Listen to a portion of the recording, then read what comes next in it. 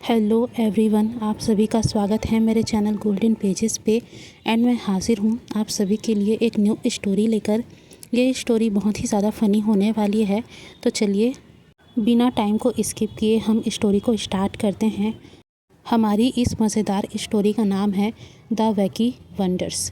आपको नाम से ही पता चल गया होगा कि ये थोड़ी अतरंगी किस्म की स्टोरी है। तो चलिए बिना किसी देरी के हम इस धमाकों से भरी फटाके वाली स्टोरी को फोड़ते हैं और इसके मज़े लेते हैं। हमें इस स्टोरी का पहला सीन दिखाया जाता है। सुबह के 7 बजने में अभी भी 10 मिनट बाकी थे, लेकिन वांग हाउस में पहले ही युद्ध चल रहा था। लैन वांगजी ने फ्रिज का दरवाज़ा खोला और 1 सेकंड के लिए ठिठक गया। दही का डब्बा खाली था, सिर्फ उसके जो पैकेट होते हैं उनमें हल्का सा सफ़ेद सफ़ेद निशान बचा हुआ था, जैसे कोई भूत आकर वो चाट कर भाग गया हो। तभी वांगजी ने विंग का नाम ज़ोर से चिल्लाया, विंग विंग। वांगजी की आवाज़ में वो ठंडक थी जो बोर्ड रूम में अरबों की डील साइन करवाती थी। लेकिन घर में लैन वांगजी सिर्फ एक इंसान से डरता था, और वो इंसान अभी बाथरूम में था और शावर ले रहा था और साथ ही गाने गा रहा था, तेरे मस्त मस्त दो नैन। वहीं लैन वांगजी किचन काउंटर पर खड़े होकर दही का डब्बा, जो कि खाली हो चुका था, उसे उलट पुलट कर देख रहा था। तभी वांगजी ने कहा, 50 रुपये किलो। पूरा 1 किलो लेकर आया था मैं, वो भी कल शाम को। और मुझे अभी देखने में क्या मिल रहा है, ये खाली डिब्बा। क्या मैं अब इस खाली डिब्बे को खाऊं? वांगजी ये सब बड़बड़ा ही रहा था कि तभी बाथरूम का दरवाज़ा खुला और वेवुशियान बाहर निकला। उसके बाल गीले थे और उसने सिर्फ लोअर पहना हुआ था। ऊपर का उसका पूरा शरीर नेगेड था और विंग के गले में अभी भी लैन वांगजी ने जो 6 साल पहले उसे अल्फ़ा बाइट किया था, यानी कि बॉन्डिंग मार्क, साफ साफ चमक रही थी। 6 साल उनके शादी को बीत चुके थे, लेकिन आज भी उस बॉन्डिंग मार्क की चमक कम नहीं हुई थी। विंग तौलियों से बाल पूछते हुए सीढ़ियों से नीचे आ रहा था और वो वांगजी के पास पहुंचा और मुस्कुराते हुए पूछा, क्या हुआ मेरे कंजूस राजा, सुबह सुबह चेहरा क्यों लाल है? कहीं तुम्हारा ब्लड प्रेशर तो नहीं बढ़ गया ना? तुम ठीक हो? वांगजी ने पहले तो विंग को घूर के देखा, तो विंग ने भी उसे घूर के देखा और बोला, क्या हुआ? तभी वांगजी ने वो खाली डिब्बा विंग की तरफ बढ़ाया और बोला, ये पूरा का पूरा 1 किलो का था और एक ही रात में ये कैसे गायब हो गया? हाँ। विंग ने डिब्बा लिया और उस डिब्बे के अंदर झांका। फिर विंग ने बहुत ही ज़्यादा मासूमियत से ऑस्कर जीतने वाला एक्सप्रेशन बनाया अपने चेहरे का और बोला, अरे वाह, भूत आया था लग रहा है रात में। मैंने तो सिर्फ 2 चम्मच ही लिए थे वांगजी, बाकी सिजुई ने खाया और झिंगई ने चाट लिया होगा, और बचा हुआ मैंने अपने वो है ना डम्पलिंग, उनमें डाल के खा लिया था। तुम्हें याद है? तभी वांगजी ने मुंह बनाया और कहा, क्या याद है? तभी विंग ने अपनी आंखें रोल की और कहा, तुम्हें याद है ना, मैंने कहा था लैन दही खराब हो जाएगा, फ्रिज में जगह ही नहीं है। तुमने बोला था कि रख दो, कल तक चलेगा। चल तो गया हमारे पेट में। इससे ज़्यादा अच्छा इस्तेमाल तुम्हारे इस कीमती दही का और हो ही नहीं सकता। तुम्हें तो खुश होना चाहिए कि भाई मैंने इसे खाया है और बच्चों ने इसे खाया है, फिर इतना मुंह बनाने की क्या ज़रूरत है तुम्हें? बोलो। तभी वांगजी ने अपनी आंखें सुकोड़ी और बोला, 50 रुपये किलो का था ये, पूरा 1 किलो, और तुमने डम्पलिंग में डाल दिया। तभी विंग ने आंखें मड़ोड़ी और कहा, हाँ ना, और क्या फेंक दूँ? तुम्हारी तरह थोड़ी ही जी सकता हूँ मैं, जो एक्सपायरी डेट से 3 दिन पहले भी दही को इन्वेस्टमेंट समझकर फ्रिज में कैद रखते हो। तुम्हें शर्म नहीं आती वांगजी? शर्म करो थोड़ा सा। तुम एक इतने बड़े अमीर अल्फा हो और इतनी कंजूसी। अगर बाहर के लोगों को इस बारे में पता चला तो मेरी तो नाक ही कट जाएगी। मैं पड़ोसियों को मुंह दिखाने लायक नहीं रहूँगा। शर्म करो वांगजी, अपने बारे में ना सही मेरे बारे में सोचो। ऐसा विंग बहुत ही ज़्यादा ड्रामेटिक तरीके से बोल रहा था। विंग के इस ड्रामा को देखकर लैन वांगजी ने एक गहरी सांस ली। वो भी एक ऐसी सांस जो वो अपनी ऑफिस में लिया करता था। वो भी तब जब उसका कोई एम्प्लॉय लगभग 10 लाख की गलती कर देता था, यानी कि 10 लाख के नुकसान होने पर यहाँ विंग को तो जैसे कोई फ़र्क ही नहीं पड़ता इस चीज़ से। तभी वांग जी ने कहा, विंग, मैंने कैलकुलेट किया था, ये दही का डिब्बा अभी पूरे 4 दिन चलने वाला था, पूरे 4 दिन, और तुम लोगों ने इसे अभी ख़त्म कर दिया। ये अच्छी बात नहीं। वांग जी की इस बात पर विंग हंस पड़ा। विंग की हंसी इतनी ज़ोरदार थी कि पड़ोस के अंकल और आंटी की नींद टूट गई। 4 दिन 4 दिन लैन वांग जी, तुम एक अरबपति हो, पर दही 4 दिन चलाने का प्लान बनाते हो, तुम्हें शर्म नहीं आती? अरे तुम्हें देखकर तो मुझे दया आती है। अरे भाई, ज़िंदगी जी लो, दही खाओ, प्यार करो और मौज करो, समझे? इस तरीके से दही के गम में मत जियो। विंग पास आया और लैन वांग जी की टाई को ठीक करते हुए धीरे से बोला, और वैसे भी रात में तुमने जो मेरे गले पर किस किया था ना, उसकी कीमत 50 रुपये से कई ज़्यादा है ना? तो हो गया बैलेंस। इस बात पर लैन वांग जी का कान लाल हो गया। वो फ़ौरन मुड़कर कॉफ़ी बनाने लगा ताकि विंग उसे देख ना ले। तभी ऊपर से 2 जोड़ी पैर दौड़ते हुए सीढ़ियों से उतरे। पापा, डैडी। वो और कोई नहीं, हमारे लैन वांग जी और विंग के बच्चे थे, लैन युआन और लैन जिंगई। वो दोनों एक साथ ही किचन में घुसे। सिजुई ने स्कूल की यूनिफॉर्म पहनी हुई थी, लेकिन उसकी टाई गायब थी।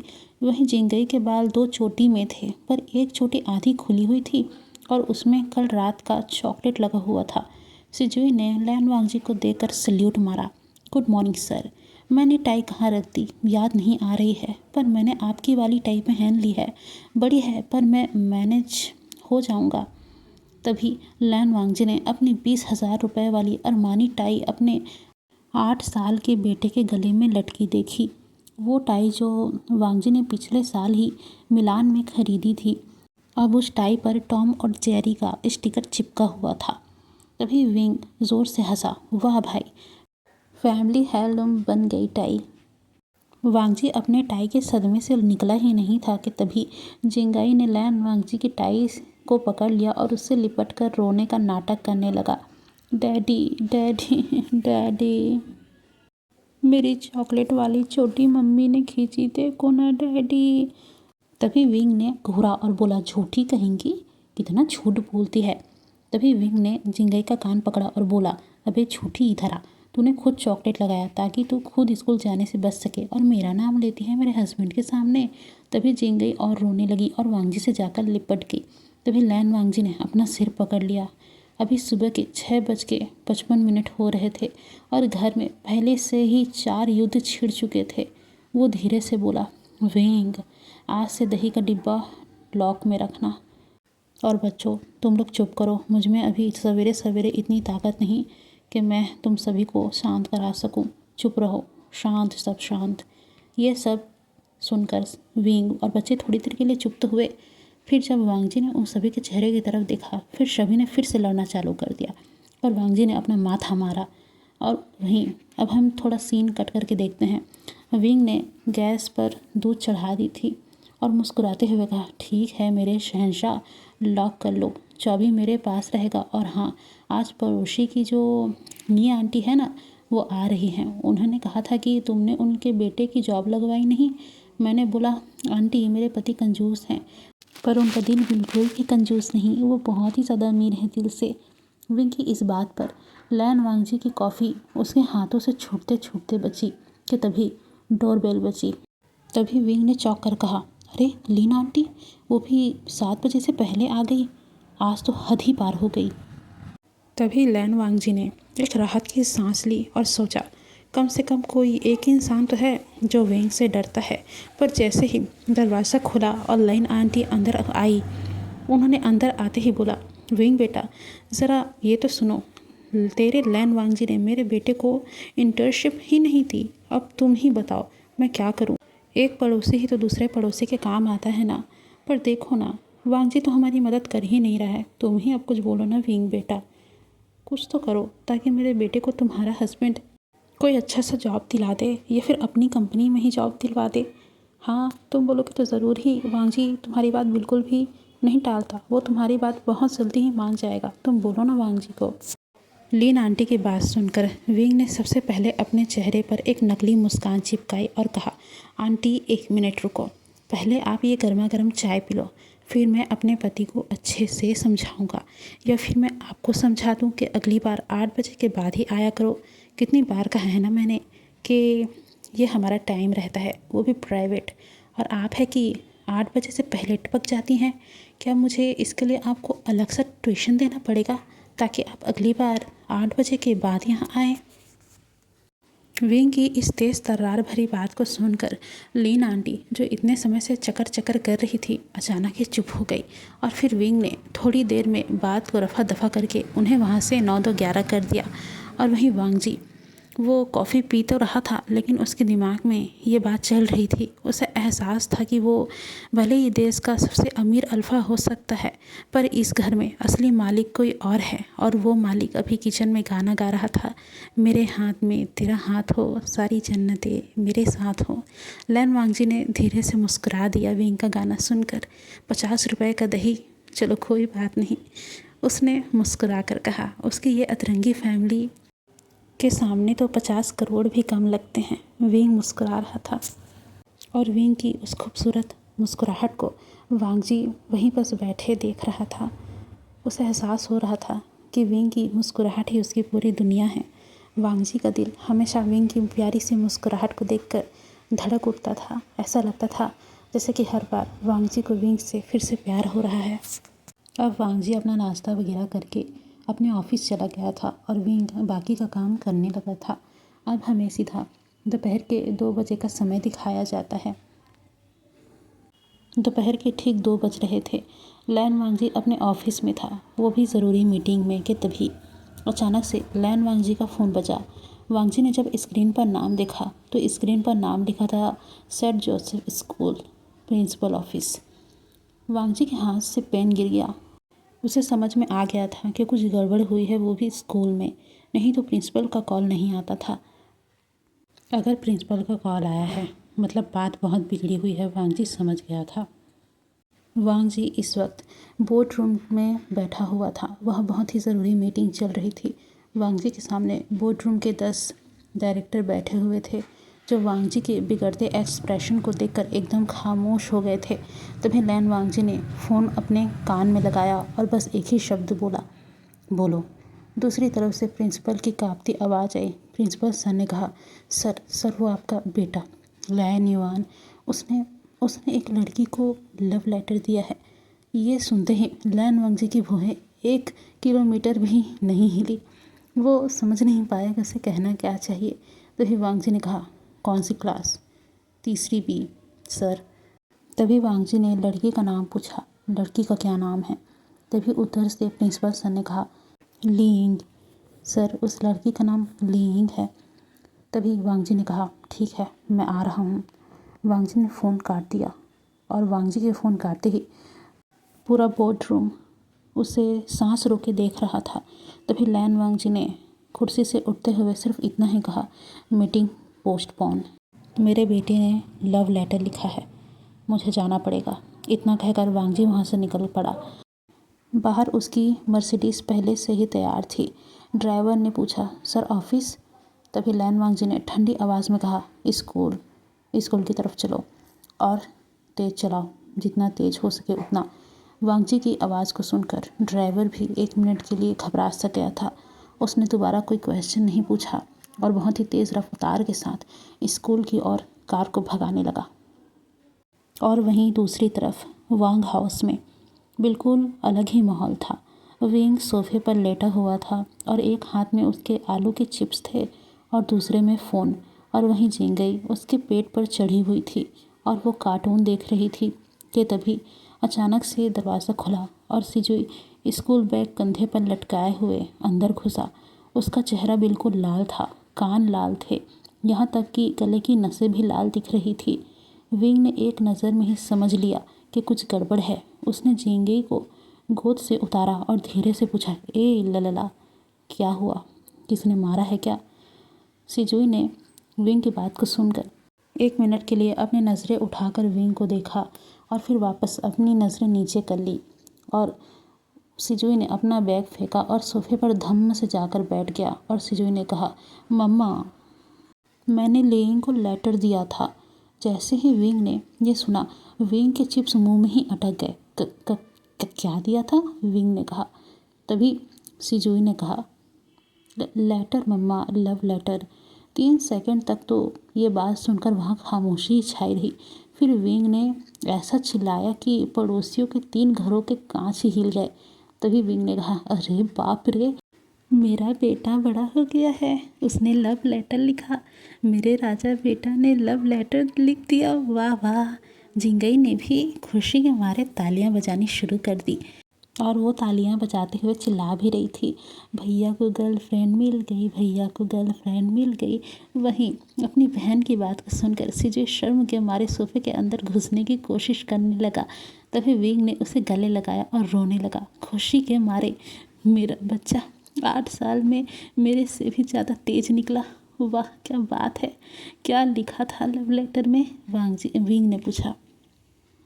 तभी सिजुई ने अपनी जेब से एक गुलाबी कागज़ निकाला और उस पर रेड कलर के पेन से लिखा था, लिंग, तुम बहुत क्यूट हो, तुम्हारे बाल घुंघराले बहुत हैं और वो बहुत अच्छे लगते हैं। क्या तुम मेरी गर्लफ्रेंड बनोगी? फ्रॉम युवान। विंग ने लेटर पढ़ा और फिर आसमान की तरफ देखकर बोला, हे भगवान, ये मेरे जैसा ही है। लगता है ये पूरी तरीके से मेरे ही जीन्स में गया है। बिल्कुल मेरे जैसा ही लिखा है। यहाँ तक कि क्यूट शब्द भी बिल्कुल मेरे जैसा ही मिला हुआ लग रहा है, बिल्कुल मेरी राइटिंग से मिलता जुलता। वहीं लैनसन, अगर उसको ये बात पता चल गई कि उसके बेटे ने आज क्या किया है तो कहीं उसे हार्ट अटैक ही ना आ जाए खुशी के मारे। विंग ये सब सोच रहा था और ठीक उसी वक्त दरवाज़ा खुला और लैन वांगजी अंदर आया, सूट की जैकेट उतारते हुए। उसका चेहरा एकदम पत्थर की तरह लग रहा था। तभी विंग ने लेटर उसकी तरफ बढ़ाया और मासूमियत से बोला, लैनसन, हमारे बेटे ने लव लेटर लिखा है, पढ़ोगे? तभी लैन वांगजी ने लेटर लिया और पढ़ा।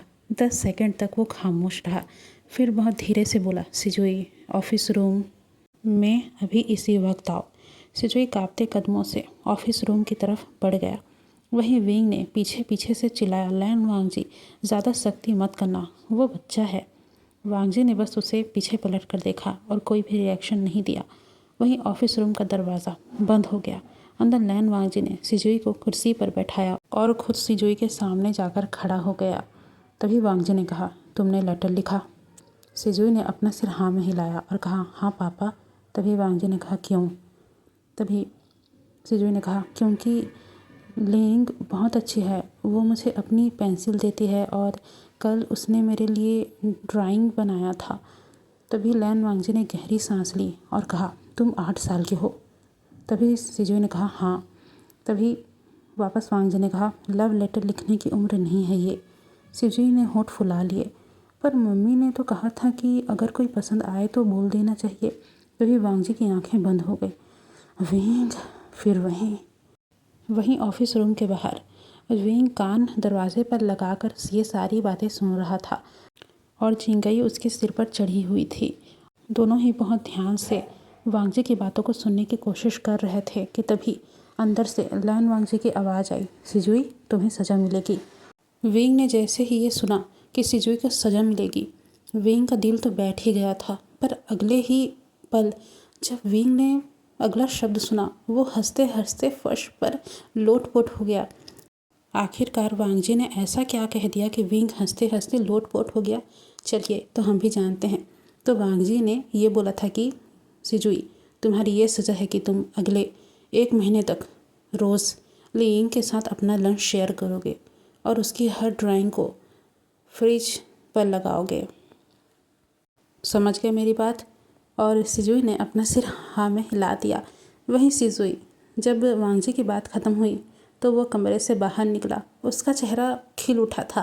तभी विंग ने उसे गले लगा लिया और बोला, मेरा शेर, तेरा बाप तेरे साथ है। तभी सिजुई ने भी हंसते हुए कहा, सही कहा मम्मी आपने, अब तो मेरी निकल पड़ी। और विंग ने भी हंसते हुए कहा, सही कहा बेटा, तुम्हारी तो निकल पड़ी।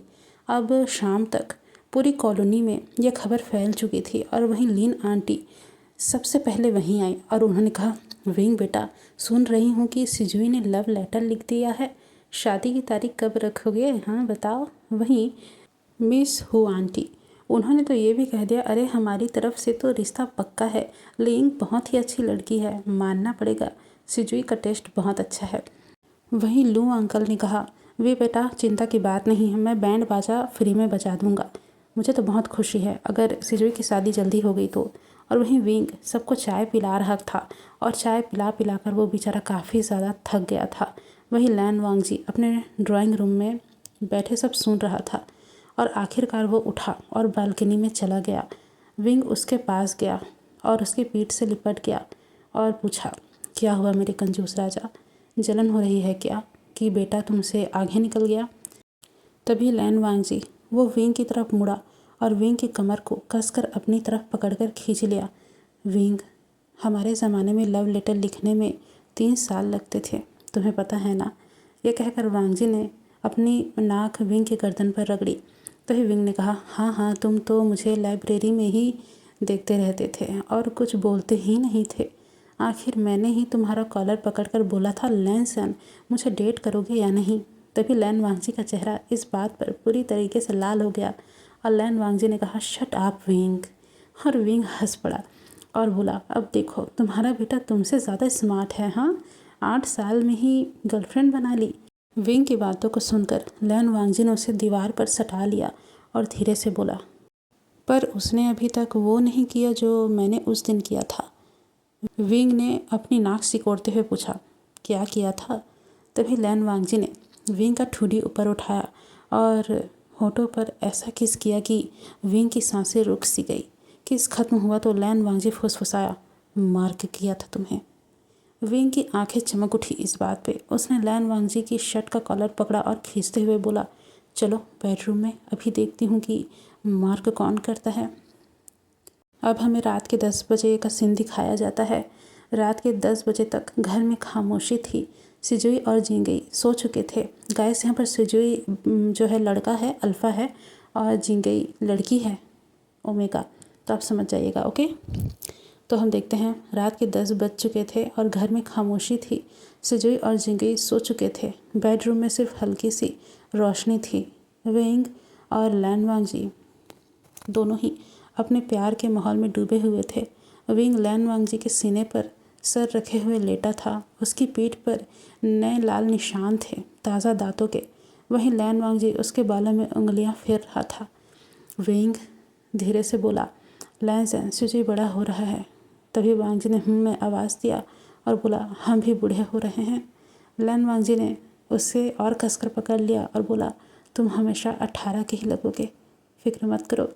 इस बात पर विंग ने हंसते हुए उसके सीने पर काटा। चिकनी चुपड़ी बातें करना भी सीख लिया तुमने, कंजूस इंसान। फिर थोड़ी देर बाद खामोशी छा गई उन दोनों के बीच। विंग ने पूछा, कल लिंग के पेरेंट्स से मिलना है हमें स्कूल में, तो मैं क्या पहनूं। लैन वांगजी ने अपनी आंखें बंद करते हुए कहा, जो पहनोगे मैं वही पहन लूँगा, हम कपल ड्रेस पहन कर जाएंगे। विंग इस बात पर चौंका और बोला, क्या तुम मुझसे मैचिंग पहनोगे, वाओ। तभी वांगजी ने कहा, हाँ, और कोई कुछ बोले तो मैं बोल दूँगा, मेरी वाइफ ने कहा है। विंग की आंखें इस बात पर भर आई। उसने लैन वांगजी के गले में अपनी बाहें डाली और फुसफुसाया, लैन वांगजी मैं तुमसे बहुत प्यार करता हूँ। लैन वांगजी ने उसकी पीठ पर अपना हाथ फेरा और कहा, मैं जानता हूँ। और बाहर बालकनी में वो दोनों चांद देखने लगे थे। एक कंजूस अल्फ़ा और एक गालीबाज ओमेगा, जो दुनिया की हर चीज़ से ज़्यादा एक दूसरे को चाहते थे। अब हमें सुबह के 7:15 का समय दिखाया जाता है। लैन वांगजी ने अपनी काली मर्सिडीज़ खुद ड्राइव करते हुए स्कूल के गेट पर लगाई। विंग आगे की सीट पर बैठा हुआ था और उसके गले में लाल दुपट्टा लहरा रहा था, यानी कि रेड कलर का स्कार्फ लहरा रहा था। उसके कानों में ईयरिंग्स थे और हाथ में लैन वांगजी के लिए चुना हुआ एक बेबी पिंक कलर का शर्ट था। वांगजी ने इस शर्ट को देखकर ऐसा नहीं था कि उसने विंग को मना नहीं किया था। उन्होंने विंग को पहली बार में ही मना कर दिया था, लेकिन विंग ने बस एक ही लाइन वांगजी को बोली थी, अगर नहीं पहनोगे तो फिर आज रात सोफे पर सोना और मुझे छूने की कोशिश भी मत करना। बस इसी बात पे वांगजी हार गया और उसने वो पिंक कलर का शर्ट पहन लिया और अब दोनों बिल्कुल मैचिंग लग रहे थे। वो दोनों स्कूल के गेट तक पहुँचे थे कि गार्ड ने सल्यूट ठोका। सर, प्रिंसिपल मैडम ने कहा है कि आप सीधे ऑडिटोरियम में ही आए। आज मंथली असेंबली है। गार्ड की बात को सुनकर वांगजी ने अपनी भौहें चढ़ाई और बोला, असेंबली? पर हमें तो सिर्फ जिंगई के लिए बुलाया गया था। तभी गार्ड ने कांपते हुए कहा, सर, आपकी बेटी वो आज असेंबली में कुछ करने वाली है। तो ही विंग ने मुस्कुराते हुए लैन वांगजी का हाथ पकड़ा और बोला, चलो मेरे कंजूस किंग, आज हमारी परी कुछ तमाशा करने वाली है, मज़ा आएगा, चलो।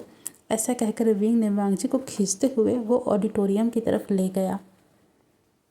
और वहीं ऑडिटोरियम में लगभग 1200 बच्चे बैठे थे। स्टेज पर प्रिंसिपल मैडम और मिसेस डियोजा खड़ी हुई थी। हाथ में उनके माइक था और पास ही में एक बड़ा सा चार्ट पेपर लगा हुआ था। उस चार्ट पेपर में लिखा था कि मंथली अटेंडेंस अवार्ड, और सब बच्चे ताली बजाने लगे थे। लैन वांगजी और विंग लास्ट बेंच पर बैठ गए। विंग ने फुसफुसाया, देखना, हमारी बेटी अभी स्टेज पर चढ़ेगी। और ठीक उसी सेकंड एक छोटी सी पिंक फ्रॉक वाली लड़की, जिसने बालों में 2 चोटियाँ की हुई थी और एक चोटी में अभी भी कल का चॉकलेट लगा हुआ था, स्टेज की सीढ़ियों पर चढ़ने लगी। उसके हाथ में एक बड़ा सा लाल मार्कर था और पूरी ऑडिटोरियम में उसके चढ़ते ही सन्नाटा छा गया। मिसेस डियोजा ने माइक में चिल्लाकर कहा, लन जिंगई, नीचे उतरो अभी। जिंगई ने मासूमियत से मुस्कुराते हुए कहा, मैडम 1 मिनट, मैं तो बस सच बताने आई हूँ। फिर उसने चार्ट पेपर की तरफ इशारा किया और चार्ट पेपर पर लिखा कि परफेक्ट अटेंडेंस क्लास KGB, और वहाँ पर जिंगई ने मार्क्स भी दे दिए, 16+16, और वहाँ नीचे नाम लिखा था, लैन जिंगई।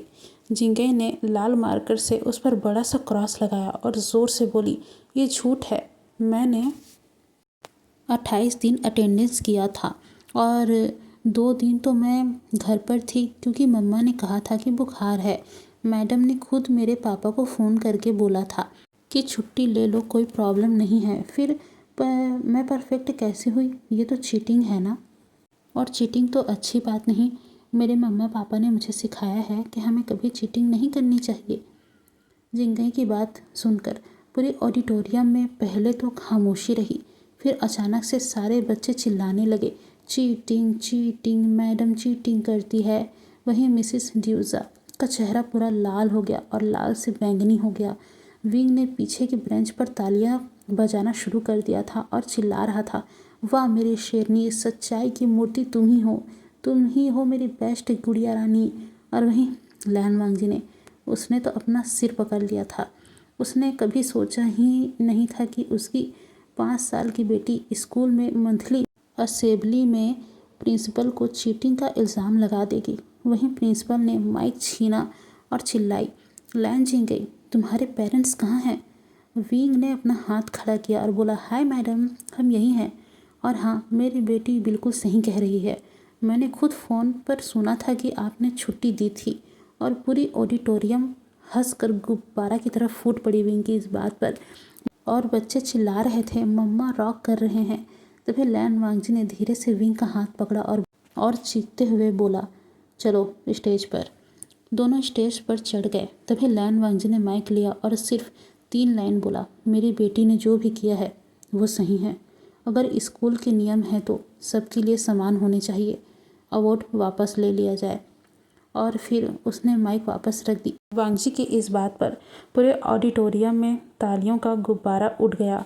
मिसेस डियूजा की आंखें नम हो गई और वो गुस्से से या शर्म से लाल पीली हो रही थी, ये पता नहीं चल रहा था। अब असेंबली ख़त्म हुई और प्रिंसिपल ऑफिस में 4 लोग बैठे हुए थे, लैन वांगजी, विंग और जिंगई जो विंग की गोद में था, और मिसेस डियूजा जो बार बार पानी पी रही थी। तभी मिसेस डियूजा ने कांपते हाथों से कहा, मिस्टर लैन, मैं वो गलती हो गई मुझसे। मैंने सोचा था कि किसी को पता नहीं चलेगा। तभी विंग ने जिंगई के बालों पर उंगलियां फेरते हुए कहा, मैडम, बच्चे झूठ नहीं बोलते। आपने मेरी बेटी को गलत अवार्ड दिया, अब आप क्या करेंगी? तभी मिसेस डियूजा ने अपना सिर झुका लिया और कहा, अवार्ड वापस ले लूँगी और पूरी स्कूल को बता दूँगी कि गलती मेरी है। तभी लैन वांगजी ने सिर्फ एक शब्द कहा, ठीक है। और बाहर निकलते वक्त जिंगई ने लैन वांगजी की टांग से लिपट कर कहा, डैडी मैंने अच्छा किया ना। और लैन वांगजी ने उसे अपनी गोद में उठाया और पहली बार पूरे स्कूल के सामने उसके माथे पर किस किया और बोला, बहुत अच्छा किया बेटा। विंग ने फ़ोन निकाला और लाइव शो हो गया। हेलो हेलो मेरे यूट्यूबर्स फैमिली, आज मेरी 5 साल की बेटी ने प्रिंसिपल को चीटिंग करते हुए पकड़ लिया। और इस बात पर चलो लाइक करो, शेयर करो और सब्सक्राइब करना मत भूलना। स्कूल के सारे बच्चे उनके पीछे पीछे दौड़ रहे थे, जिंगई दीदी जिंदाबाद, जिंगई दीदी जिंदाबाद। और घर पहुंचते पहुंचते उन दोनों को शाम हो चुकी थी। विंग ने किचन में पास्ता बनाया था, सुजी होमवर्क कर रहा था और जिंगई सोफे पर लेटी हुई थी। उसका चेहरा गर्व से चमक रहा था। वहीं लैन वांगजी बेडरूम में शर्ट बदल रहा था। विंग उसी समय अंदर आया और अंदर से दरवाज़ा बंद कर दिया और पीछे से जाकर वांगजी से लिपट गया। जैसे ही वांगजी ने महसूस किया कि वो विंग है, उसने मुस्कुराते हुए कहा, क्या बात है, आज मुझ पर प्यार आ रहा है। तभी विंग ने मुस्कुराते हुए कहा, आज तुम बहुत हॉट लग रहे थे पिंक शर्ट में, और माइक पकड़कर प्रिंसिपल को जो तुमने डांटा, वाह, ऐसा लगा जैसे मैं फिर से तुम पे फिदा हो गया वांगजी। तभी लैन वांगजी ने मुस्कुराते हुए उसका हाथ पकड़ा और बोला, विंग तुम्हारी वजह से आज मैंने पहली बार स्कूल में तमाशा किया है।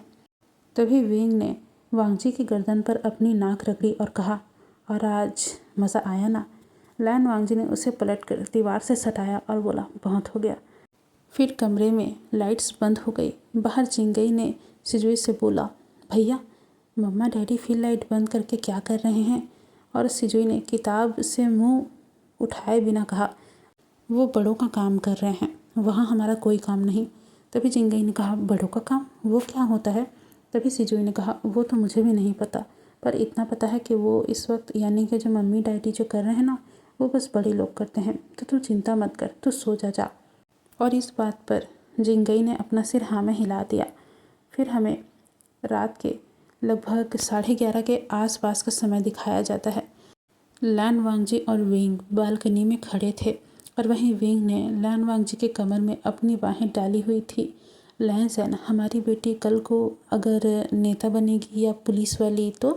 तभी लैन वांगजी ने उसका माथा चूमा और कहा, जो भी बनेगी बिल्कुल तुम्हारी जैसी बनेगी, दुनिया को हिला देने वाली। तभी विंग ने हंसते हुए कहा, पर तुम तो कंजूस बना रहे हो ना। लैन वांगजी ने उसकी नाक पर चुटकी काटी और बोला, हाँ, पर तुम्हारे लिए और बच्चों के लिए सारी दुनिया खरीद सकता हूँ मैं। विंग की आंखें चमक उठी।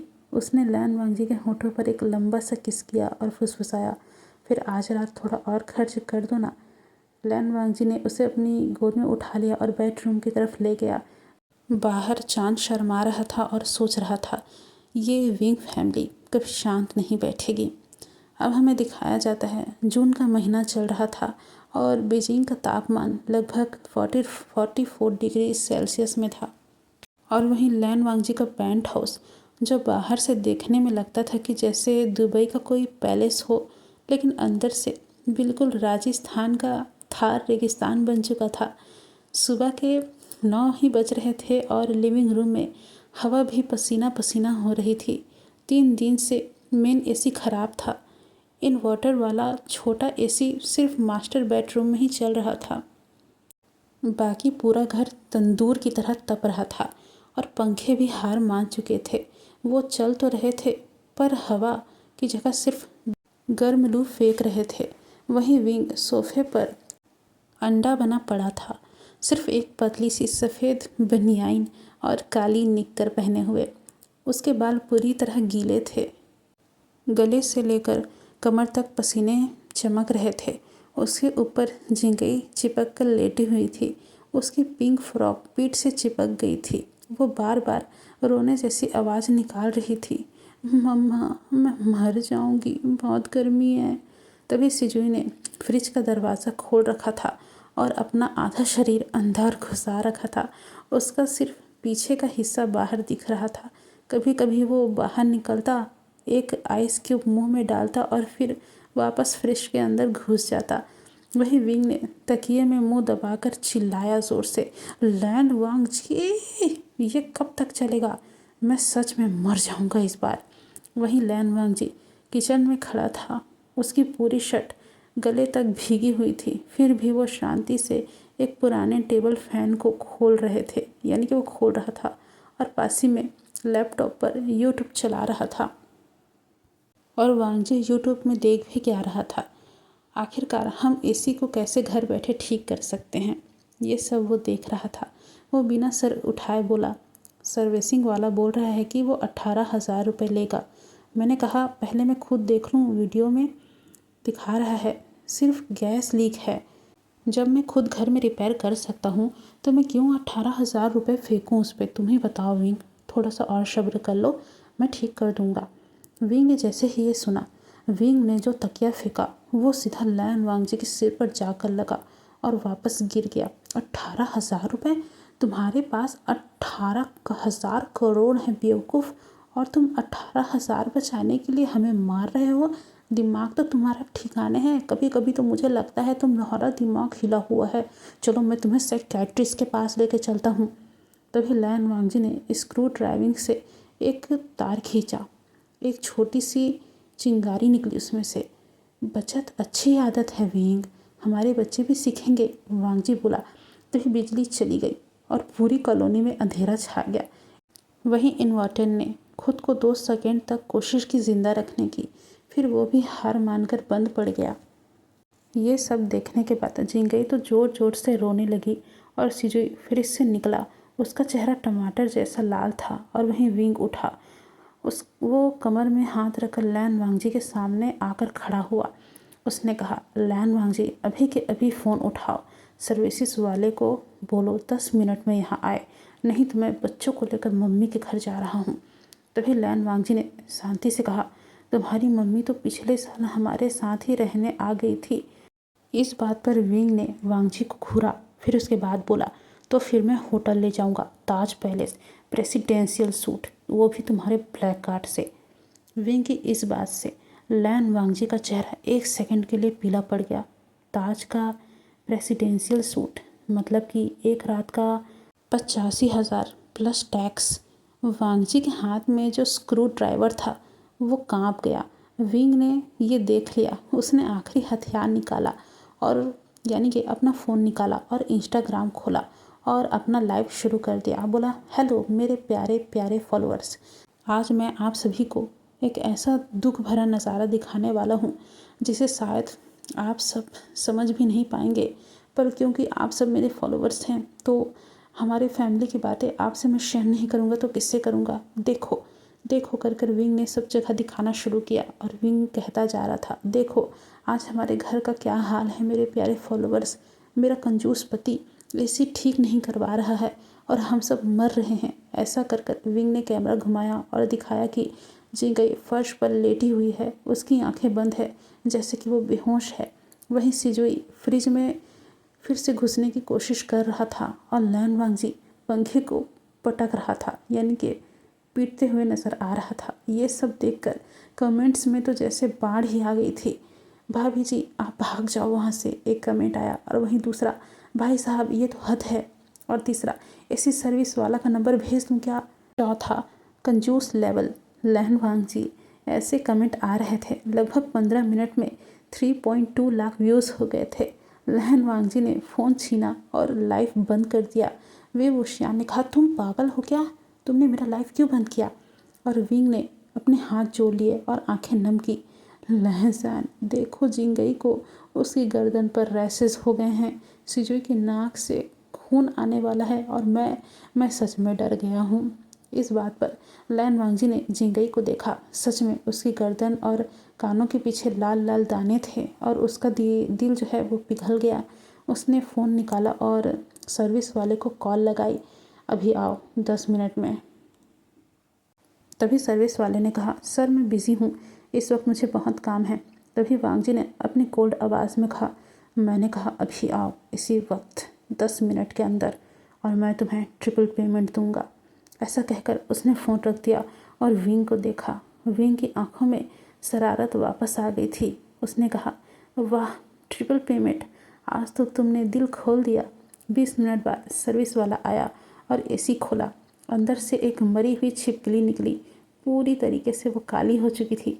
सर्विस वाला हंसते हुए बोला, सर ये छिपकली शॉर्ट सर्किट कर गई थी, गैस भी लीक नहीं हुई है, सिर्फ क्लीनिंग और ये छिपकली निकालनी ही थी। टोटल बिल हुआ है 800 रुपये। और लैन वांगजी ने चुपचाप उसे 1000 का नोट निकाल कर दे दिया। वहीं विंग ये सब देखकर ज़ोर ज़ोर से हंस रहा था, इतना ज़ोर से कि उसकी हंसी पूरे घर में गूंज रही थी। लैन 800 रुपये, हाँ, तुम 18,000 बचाने के चक्कर में हमें 3 दिन तक दूरी में भून रहे थे। लैन वांगजी ने उसे घूरा और बोला, मजाक मत उड़ाओ। वांगजी का गुस्सा देखकर विंग ने अपने होठों में अपनी उंगलियां रख ली, लेकिन उसने भी वांगजी को घूर के देखा, जिसे वांगजी अच्छे से महसूस कर पा रहा था। अब शाम तक पूरा घर फ्रिज की तरह ठंडा हो चुका था। एसी पूरे 18 डिग्री पर सेट थी। बच्चे खुशी से उछल रहे थे। जिंगई ने लैन वांगजी की टांग से लिपट कर कहा, डैडी आप बेस्ट हो, रात का खाना खत्म हुआ। बच्चे सो गए। विंग और लैन वांगजी बेडरूम में थे। एसी की ठंडी हवा, बेड पर सिर्फ एक पतली सी चादर। विंग और लैन वांगजी दोनों आपस में काफ़ी करीब थे। विंग ने लैन वांगजी के सीने पर अपना सिर रखा हुआ था, लेकिन लैन वांगजी विंग से बात नहीं कर रहा था। तभी विंग ने कहा, सॉरी ना, मैंने लाइव कर दिया था। वहीं वांगजी, जो विंग से बात तो नहीं कर रहा था, लेकिन विंग के बालों में अपनी उंगलियां बराबर फेर रहा था, उसने कहा, अगर फिर कभी ऐसा किया तो। तभी विंग ने कहा, तो क्या? और विंग ने ऊपर देखा। विंग के होठों पर शरारत थी। तभी लैन वांगजी ने उसे पलटा और अपने ऊपर उसे खींच लिया और कहा, तो फिर पूरे साल के लिए मैं एसी बंद रखूँगा। इस बात पर विंग ने हंसते हुए उसका गला काटा और बोला, जाओ तुम तो बस 17,200 रुपये बचा चुके हो ना, आज रात वो खर्च कर दो ना। तभी लैन वांगजी ने उसकी कमर कसकर पकड़ी और अपने भारी आवाज़ में कहा, खर्च करने का मन तो मेरा भी है। और वांगजी ने अपने हाथ को आगे बढ़ाया और रूम की लाइट्स ऑफ कर दी। एसी की ठंडी हवा और दो गर्म बदनों के बीच की गर्मी। बाहर चांद देख रहा था और सोच रहा था, कंजूस हो या फिर फूहड़, जब प्यार हो तो सब माफ़ है। अब हर रोज़ ठीक शाम 4 बजे वांग हाउस के ड्राइंग रूम में युद्ध जैसा माहौल होता है, पर यह युद्ध चाय और बिस्किट का होता है। पहले आती है लीन आंटी, लगभग उनकी उम्र है 58, मोहल्ले की न्यूज़ चैनल वाली आंटी। फिर आती है वैन आंटी, जिनकी उम्र है लगभग 55। वो करती हैं, यानी कि उनका टैग है कि गपशप की रानी, यानी कि गपशप की क्वीन। फिर आती है सी आंटी, उनकी उम्र है लगभग 16, सबसे चुप पर सबसे खतरनाक। फिर आती है जूहा आंटी, जिनकी उम्र है लगभग 52, जो हर बात में मेरे ज़माने में शुरू करती हैं, यानी कि उनका कहने का स्टाइल है कि ये तो हमारे ज़माने में हुआ करता था, ऐसा वाला। और आखिर में आते हैं आंटी लूसा, जिनकी उम्र है लगभग 57, जो हमेशा अपना स्पेशल मसाला चाय पाउडर लेके आती हैं। ये पांचों आंटियाँ एक साथ सोफे में बैठी थी हैं और विंग इनके सामने खड़ा होकर मुस्कुराता है, जैसे कोई राजा अपनी प्रजा को देखकर दर्शन दे रहा हो। आज भी ठीक 3:65 में डोर बेल बजी। विंग ने लैन वांगजी को किचन में धकेला था और बोला था, तुम अंदर जाओ, ये मेरी गैंग है, तुम आओगे तो सब डर जाएंगे। लेकिन लैन वांगजी ऑफिस से घर जल्दी आ गया था, अभी भी सूट में था। वो मना कर रहा था कि मैं अपने घर में हूँ, मैं कहाँ जाऊँगा अपने घर से। तभी विंग ने उसकी टाई पकड़कर खींच ली और कहा, जाओ बेडरूम में, आज नया ड्रामा है। लीन आंटी की बेटी की शादी टूट गई है और पूरा मोहल्ला जलसा देखने आएगा। तभी लैन वांगजी ने अपना सिर पकड़ लिया और बेडरूम में चला गया। अब लगभग 4 बजे थे। पांचों आंटियां अंदर घुसी। सबसे पहले लीन आंटी जो थी वो बोली, बेटा विंग, आज तो तुमने कमाल ही कर दिया। तुम्हारी वजह से हुआंग जी की बेटी ने लड़के को थप्पड़ मार दिया। विंग ने मासूमियत से चाय छन्नी में डालते हुए पूछा, अरे क्यों, ऐसा क्या हो गया था? मैंने तो बस इतना ही कहा था कि लड़का पहले से किसी और को डेट कर रहा है। तभी गाइस, मैं आंटीज़ के नाम भूल गई, तो मैं आंटी नंबर 1, आंटी नंबर 2 बोल रही हूँ, क्योंकि मुझे बिल्कुल भी याद नहीं है। तो ये दूसरी नंबर की आंटी है। जो दूसरी नंबर की आंटी थी उसकी आंखें लाल थी पर होंठों पर मुस्कान थी। उसने कहा, तुमने सही कहा बेटा, मैंने खुद अपनी बेटी से विंग विंग को भाई बोलने के लिए कहा था। तो पक्की बात है। फिर लड़के का फ़ोन चेक किया, सच में 2 गर्लफ्रेंड थी और उसकी।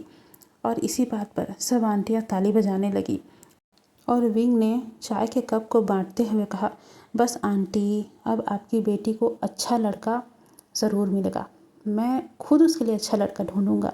तभी 3rd नंबर की आंटी ने बिस्किट में यानी कि बिस्किट को चाय में डुबो कर खाते हुए कहा, विंग तुम तो भगवान हो हमारे लिए। पिछले महीने मेरे बेटे की जॉब भी तुम्हारे लैन वांगजी ने ही लगवाई थी। तभी विंग ने हंसते हुए कहा, अरे आंटी, वो तो लैन जान ने खुद किया था। मैंने तो बस धमकी दी थी कि यही समझ लीजिए, बस धमकी दी थी कि नहीं लगवाया तो अगर, तो फिर उन्होंने लगवा दी। और तभी आंटी ने कहा, और क्या क्या कहा था तुमने, बताना बेटा। तभी विंग ने अपना जो हाथ है वो सिर के पीछे ले जाते हुए कहा, अरे कुछ नहीं, बस यही धमकी दी थी कि अगर उसकी नौकरी नहीं लगवाई तो रात को सोफे में सोना, अपने पास नहीं आने दूंगा। ओहो, इस बात पर तो सभी आंटियां हंस पड़ी कि तभी फिर से डोरबेल बजी। विंग ने दरवाज़ा खोला तो बाहर खड़ी थी कॉलोनी की एक नई नवेली दुल्हन। वो थी मिस तरा, यानी कि जो 3rd नंबर की आंटी है उनकी बहू। वो रोते रोते हुए अंदर आई और बोली, भाभी, सासू माँ ने मुझे घर से निकाल दिया। इस बात को सुनकर जो 4th नंबर की आंटी थी उनका चेहरा सफ़ेद पड़ गया। विंग ने तरा को सोफे पर बैठाया और पूछा, आखिरकार हुआ क्या था। तभी तरा ने रोते हुए कहा, मैंने कहा था कि मुझे जॉब करनी है, पर सासू माँ बोली, नहीं बहू, तुम घर पर ही रहोगी। मैंने मना किया तो उन्होंने मुझे घर से निकाल दिया। इस बात पर पूरी गैंग खामोश हो गई और तीसरे नंबर की आंटी ने सिर झुका लिया। तभी विंग ने चाय का कप 4थी नंबर की आंटी के सामने रखा और शांत लहजे में बोला, आंटी, आपकी बहू पढ़ी लिखी है, MBA किया है उसने, आप उसे घर में कैद करके रखना चाहती हैं। तभी दूसरे नंबर की आंटी जो कि चुप थी उसने कहा, यानी कि विंग ने कहा, विंग ने आगे कहा, मेरे लैन जान ने मुझे कभी नहीं रोका। मैं घर संभालता हूँ, यूट्यूब चलाता हूँ, बच्चों को देखता हूँ, पर अगर मैं जॉब करना चाहूँ तो मुझे सपोर्ट करेगा। आप भी अपनी बहू को सपोर्ट कीजिए। विंग के इतना कहने की देरी थी। 5 मिनट तक सब सन्नाटा था कि तभी जो 3rd नंबर की आंटी थी वो उठी और तरा के पास गई और उसे गले से लगा लिया। कहा, बेटा माफ़ कर दो, आज से तुम जॉब करोगी, मैं खुद तुम्हें ना ऑफिस ड्रॉप करूँगी। इस बात पर जो तरा है उसने रोते हुए उन्हें गले से लगा लिया और पूरी आंटियों की गैंग थी वो तालियां बजाने लगी। विंग ने अपनी आंखों से आंसू पोंछा, ये खुशी के मारे था, वो रो पड़ा था। अब शाम को 6 बजे तक चाय बिस्किट और गपशप रोना धोना ये सब ख़त्म हो चुका था शाम के 6 बजे तक, और आंटियां एक एक करके वहाँ से चली गई थी। आखिर में जो 6 नंबर की नहीं 5 नंबर की जो आंटी थी वो रुकी हुई थी। उन्होंने विंग का हाथ पकड़ा और बोली, बेटा तुम हमारे मोहल्ले के किंग हो, तुम्हारी वजह से ही आज मेरी बेटी की ज़िंदगी बच गई है। विंग ने मुस्कुराकर कहा, आंटी, आप सब मेरी फैमिली हो।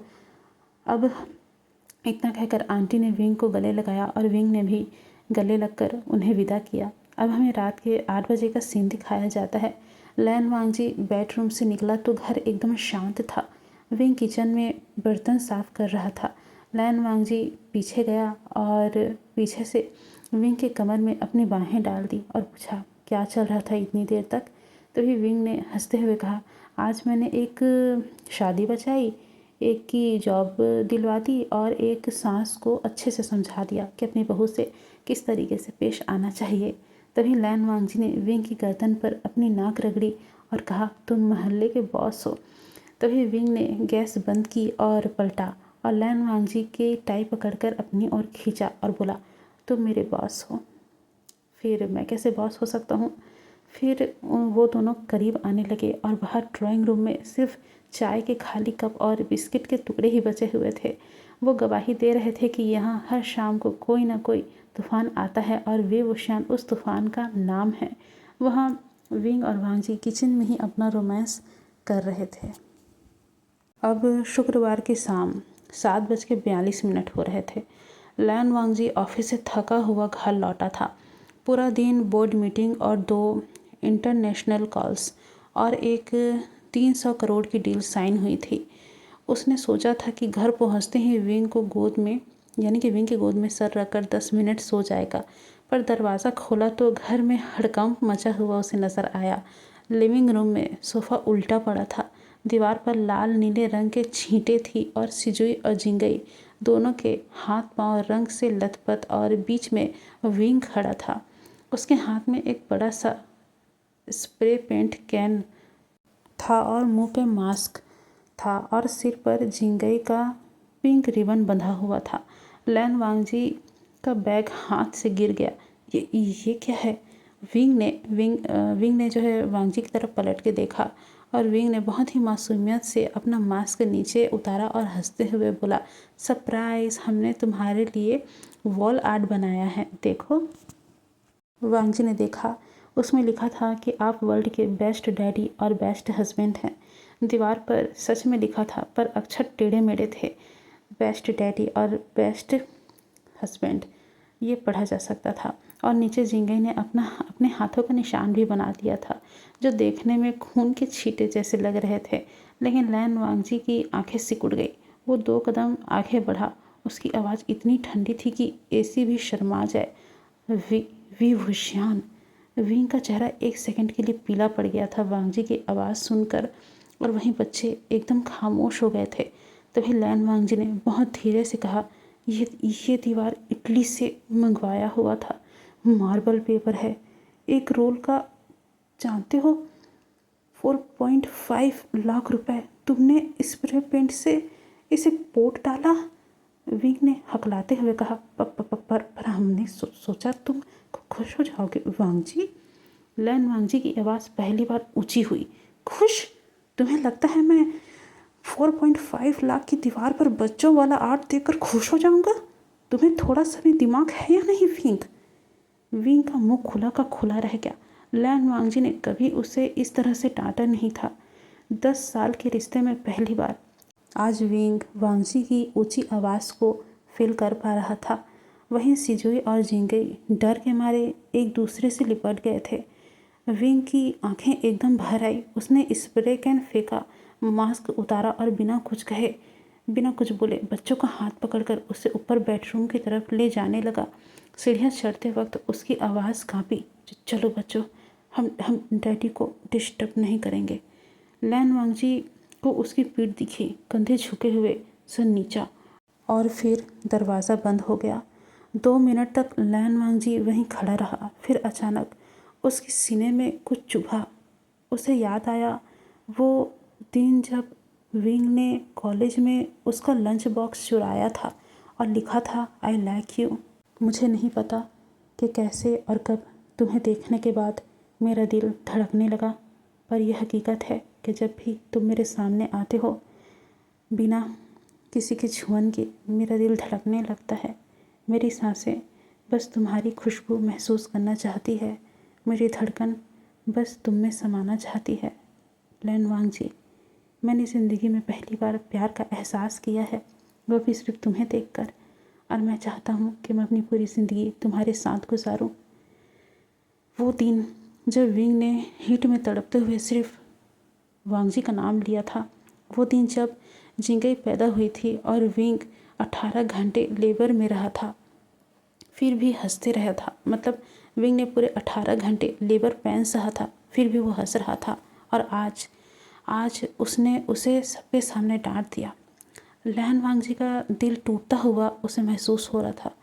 वांगजी ने बैग उठाया, जूते उतारे और सीढ़ियों से दौड़ते हुए ऊपर गया और उसने बेडरूम का दरवाज़ा खोला। अंदर का नज़ारा कुछ ऐसा था कि विंग बेड पर बैठा था, पीठ दीवार से लगाए हुए, घुटने मुड़े हुए थे और मुंह घुटनों में छिपा हुआ था। सिजुई और जिंगई उसके दोनों तरफ लिपटे हुए थे। विंग की आंखें लाल थी, पर वो रो नहीं रहा था, बस चुपचाप था। लैन वांगजी का गला भर आया था। वो धीरे धीरे अंदर गया, बच्चों को गोद में उठाया और साइड में बैठ गया। फिर विंग के सामने घुटनों पर बैठ गया। और हाँ, लैन वांगजी घुटनों पर बैठा था। उसने कहा, विंग। विंग ने सिर उठाया ही नहीं।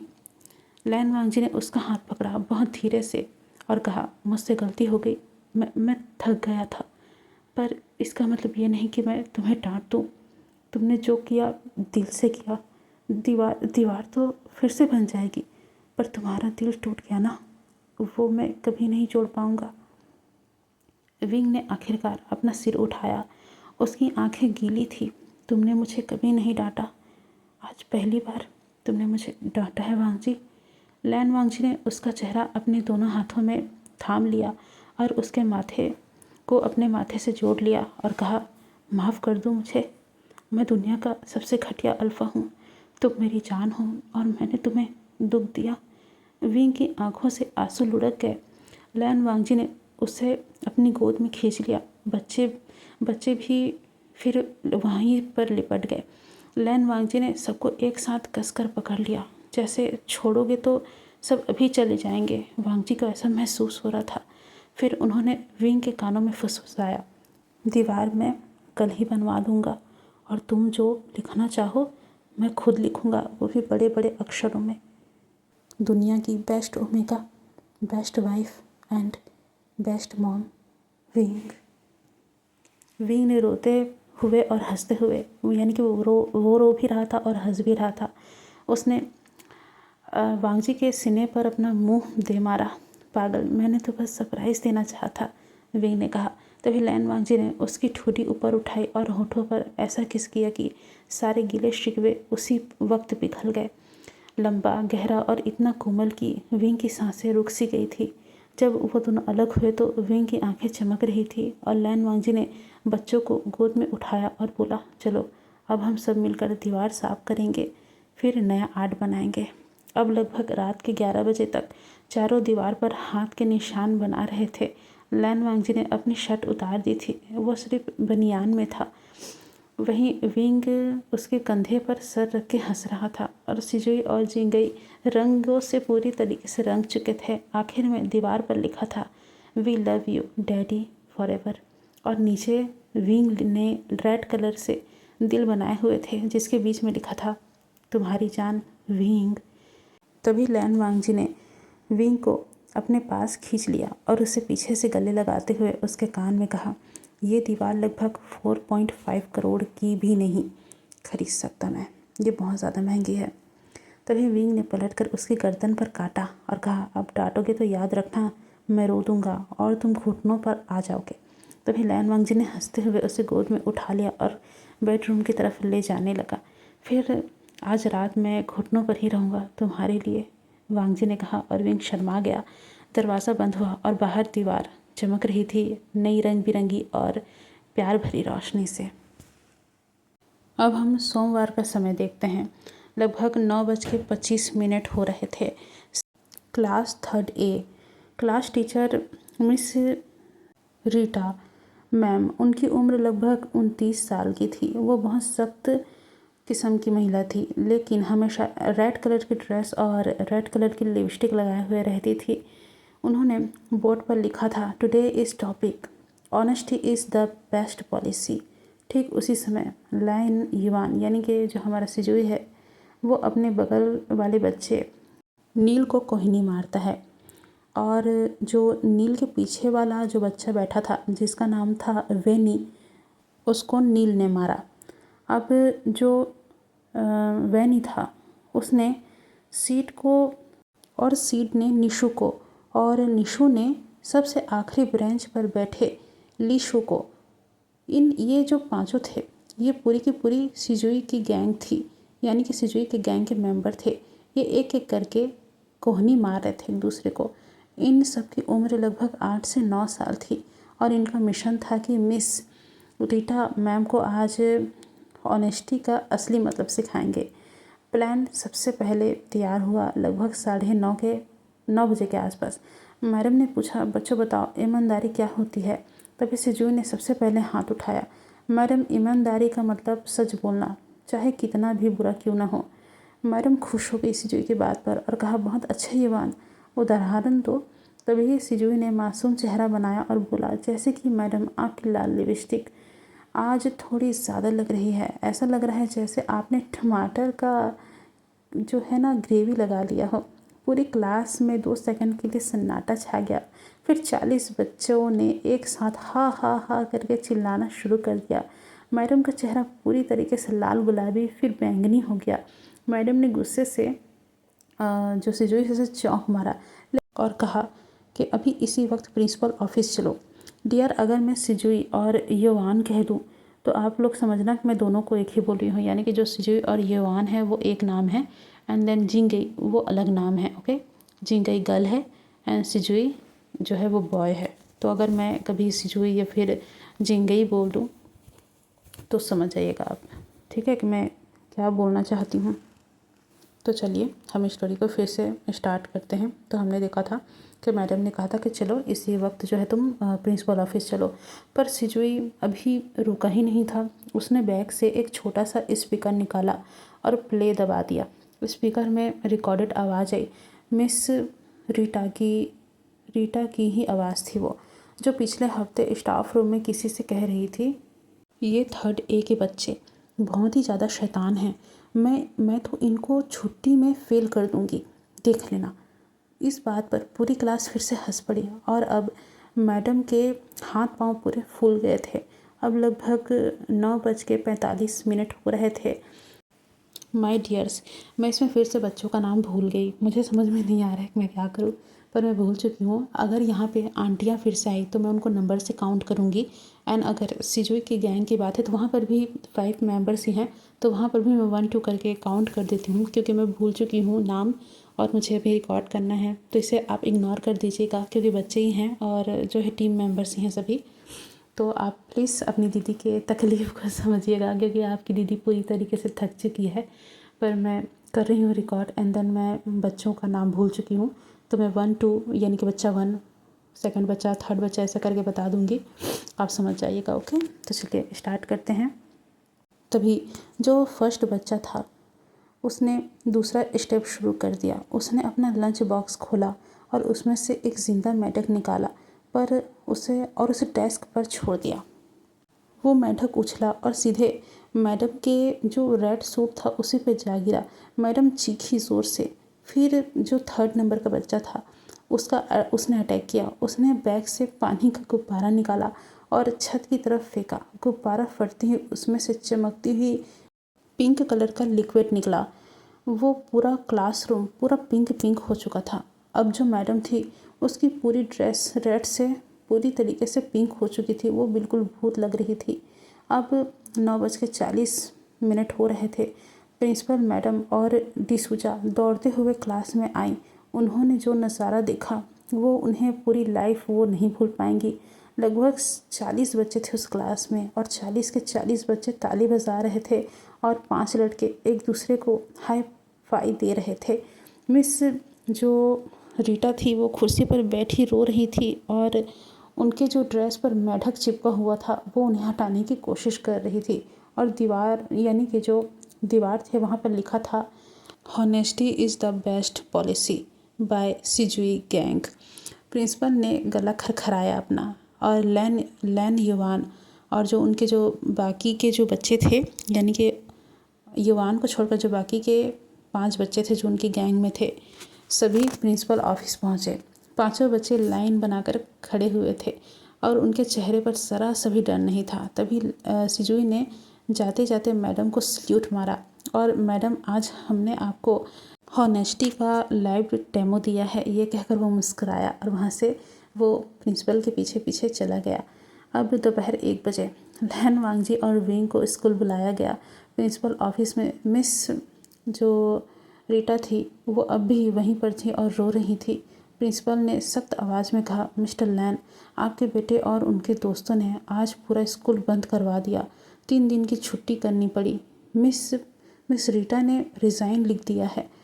इस बात पर विंग ने हंसी रोकने की कोशिश की, लेकिन उसकी हंसी रुकी नहीं और वो बोला, मैडम जी, हमारे बच्चे तो बस ईमानदारी सिखा रहे थे आपको, तभी लैन वांगजी ने विंग को घूरा। फिर प्रिंसिपल ने शांत स्वर में कहा, हम माफ़ी मांगते हैं, बच्चों को सज़ा देंगे लेकिन हम। और मिस रीटा, आप मान जाइए, आपको जाने की ज़रूरत नहीं, हम उन्हें मनाएंगे। बाहर निकलते ही विंग ने सिजुई को गले से लगा लिया और बोला, मेरा शेर, मेढक वाला आइडिया तुम्हारा था ना। सिजुई ने शर्माते हुए अपना सिर हिला दिया और तभी लैन वांगजी ने उसका यानी कि अपना सिर पकड़ लिया और बोला, विंग, तुम इसकी शैतानियों को और बढ़ावा मत दिया करो, ऐसे तो ये बिगड़ जाएंगे। तुम्हें पता है ना, हमें इन्हें बिगाड़ना नहीं है। तभी विंग उठता है और बोलता है, वांग जी, ये बच्चे हैं, यही इनकी उम्र है कि ये खेले कूदे और सीखें। और वैसे भी मेरे बच्चे बिगड़े हुए नहीं हैं, वो सबसे अच्छे और बिल्कुल मैनर्स वाले बच्चे हैं, ये तुम भी जानते हो। ज़रूर उस टीचर ने कुछ गड़बड़ की होगी, तभी सिजुई ने ये सब किया है। तभी विंग सिजुई की तरफ देखता है और बोलता है, बेटा, क्या उस मैडम ने कुछ गड़बड़ की थी। तभी सिजुई हाँ में सिर हिलाता है और विंग वांगजी की तरफ देखकर कहता है, देख लिया, मेरे बच्चे यूं ही किसी को सबक नहीं सिखाते। ये कहकर विंग ने सिजुई का हाथ पकड़ा और उसे लेकर चला गया। वांगजी ने एक गहरी सांस ली और वो भी उनके पीछे पीछे चलने लगा। घर पहुंचते ही लैन वांगजी ने सिजुई को ऑफिस रूम में बुलाया। पहले तो वांगजी ने हल्का सही डांटा, फिर उसके बाद सज़ा सुना दी। वांगजी ने कहा, तुम 6 बच्चों को पूरे 1 महीने तक स्कूल में अपना लंच किसी और के साथ शेयर करके खाना पड़ेगा। और मिस रीटा, उनको तुम्हें सॉरी का लेटर लिखना पड़ेगा। सिजुई ने मुस्कुराते हुए कहा, ठीक है पापा, पर मैडम सच में बहुत झूठ बोलती थी, हमने सिर्फ सच बताया है।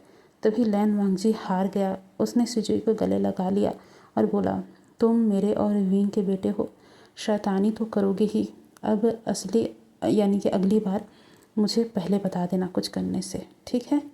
ये नहीं होना चाहिए कि तुमने पहले कर दिया और मुझे बाद में पता चल रहा है। बेटा, पहले बता दिया करो।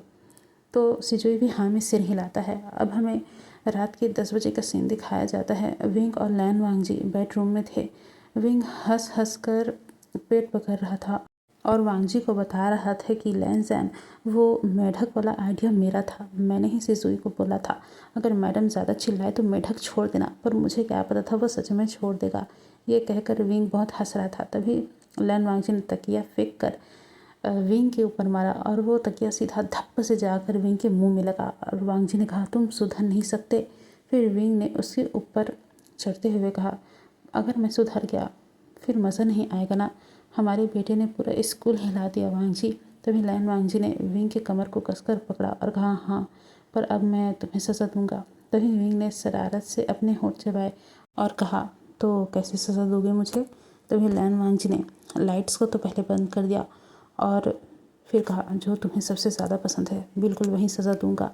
और जैसे ही लाइट्स बंद हुई, विंग के कराहने की आवाज़ आने लगी और वांगजी की तेज़ सांसों की आवाज़ आने लगी और बाहर सिजुई और जेंगी अपने कमरे में वॉकी टॉकी पर बात कर रहे थे। मिशन सक्सेसफुल, अगला टारगेट प्रिंसिपल मैडम। अब हमें यहाँ से सीन कट करके कुछ समय बाद का समय दिखाया जाता है। अब आ रहा था जेंगी का 6वां जन्मदिन। तारीख थी 18 अगस्त और दिन था शनिवार। सुबह 6 बज रहे थे। लैन वांगजी बेडरूम में लैपटॉप के सामने बैठा हुआ था। स्क्रीन पर 3 टैब खुले हुए थे। ज़ोमैटो 500 रुपये में सबसे अच्छा चॉकलेट केक और Amazon happy birthday balloon pack of 199 और यूट्यूब में ये दिखा रहा था कि आप घर बैठे कैसे सस्ते में सब चीज़ बना सकते हैं। और वहीं विंग बाथरूम से निकला और उसके बाल गीले थे, वो सिर्फ तौलिया लपेटे हुए वहाँ आया। उसने लैन वांगजी को की स्क्रीन को देखा और हंस पड़ा। बोला, क्या बात है मेरे कंजूस राजा, आज 500 रुपये का केक, मेरी बेटी का पहला बर्थडे है। लैन वांगजी ने सिर उठाया और बोला, क्या मतलब। तभी विंग कह रहा, मैं सोच रहा हूँ ये तो उसका पहला बर्थडे है जिसमें तुम इतना महंगा केक ले रहे हो। तभी वांगजी से खुरा और बोला, विंग। तभी विंग ने कहा, मजाक कर रहा हूँ। और वांगजी ने फिर से अपना काम करना शुरू कर दिया। तभी वांगजी ने इस लैपटॉप पर काम करते हुए बोला, पिछले साल तो मैंने 6000 का केक लिया था, लेकिन मैं 500 में भी बहुत अच्छा केक ला सकता हूँ। देखना, मैं 500 में भी बहुत अच्छा केक लेके आऊँगा। घर पर ही पार्टी करेंगे। विंग की आंखें चमक उठी, बहुत ही ज़्यादा खतरनाक वाली। तभी विंग कहा, अच्छा जी, ठीक है, तुम 500 वाला प्लान करो, मैं अपना प्लान करता हूँ। तभी लैन वांग जी को लगा था कि विंग मजाक कर रहा है, पर वो नहीं जानता था कि विंग ने अभी अभी मोहल्ले की सारी आंटियों का व्हाट्सएप ग्रुप वांग फैमिली लव्स से मैसेज कर दिया था। यानी कि जो उनका ग्रुप था व्हाट्सएप का, उसमें नाम था वांग फैमिली लवर्स। ये उस ग्रुप का नाम था जिसमें विंग के सभी गैंग की आंटियां वहाँ पर थी। उसने वहाँ पर मैसेज कर दिया, बोला कल शाम 5 बजे जिंगी का ग्रैंड बर्थडे, सबको आना है। ड्रेस कोड था पिंक और केक थे 5 लेयर के। अब हमें शाम के 4:30 बजे का समय दिखाया जाता है। लैन वांग जी ऑफिस से लौट मैं यानी कि ऑफिस से गाइस सॉरी मैं बीच में बोल रही हूँ, बट मेरी जो टंग है वो बहुत ही ज़्यादा स्लिप हो रही है। मुझे नहीं पता क्यों, पर बहुत ही ज़्यादा मुझे बोलने में तकलीफ़ हो रही है। मैं बोलना कुछ और चाहती हूँ और निकल वो कुछ और रहा है, इसलिए मैं ज़्यादा जो है मैंने काफ़ी चीज़ें डिलीट की है, मैं सच बता रही हूँ, पर हो नहीं रहा है मुझसे। बार बार मेरी टंग स्लिप हो रही है, जिसके कारण आप समझ पा रहे हैं कि मैं बोलना कुछ और चाहती हूँ और मेरे मुंह से कुछ और निकल रहा है। तो प्लीज़ आप सब एडजस्ट कर लीजिएगा मेरे कारण। मतलब मुझे लगता है मैंने बहुत ज़्यादा ही रिकॉर्डिंग कर ली है, जिसके कारण मेरी ज़ुबान जो है लड़खड़ा रही है, बट मैं आगे से अच्छा करने की कोशिश करूँगी। तो प्लीज़ आप सब संभाल लीजिएगा, अगर मैं इधर उधर कुछ बोल लूँ तो आप समझ जाइएगा। ओके, चलिए स्टोरी को हम शुरू करते हैं। अब लगभग 4:30 बजे का समय था, शाम का समय। लैन वांग जी ऑफिस से लौट के घर आया तो घर के बाहर लगभग 50 गाड़ियाँ खड़ी थी। वहाँ पर गेट पर पिंक बलून का पूरा बंडल लगा हुआ था। लॉन में डीजे बज रहा था और पूरा मोहल्ला पिंक ड्रेस में खड़ा हुआ था।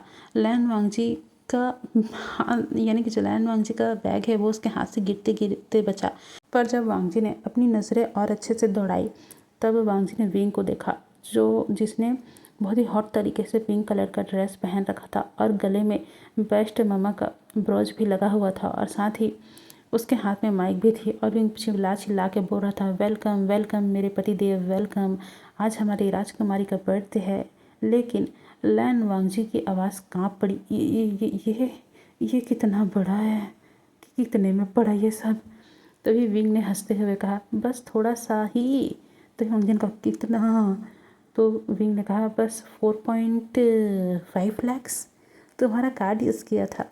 लैन वांग जी की तो आत्मा ही शरीर से निकल गई थी। 4.5 लाख, मैंने 500 रुपये का केक ऑर्डर किया था और तुमने इतने खर्चे करवा दिए।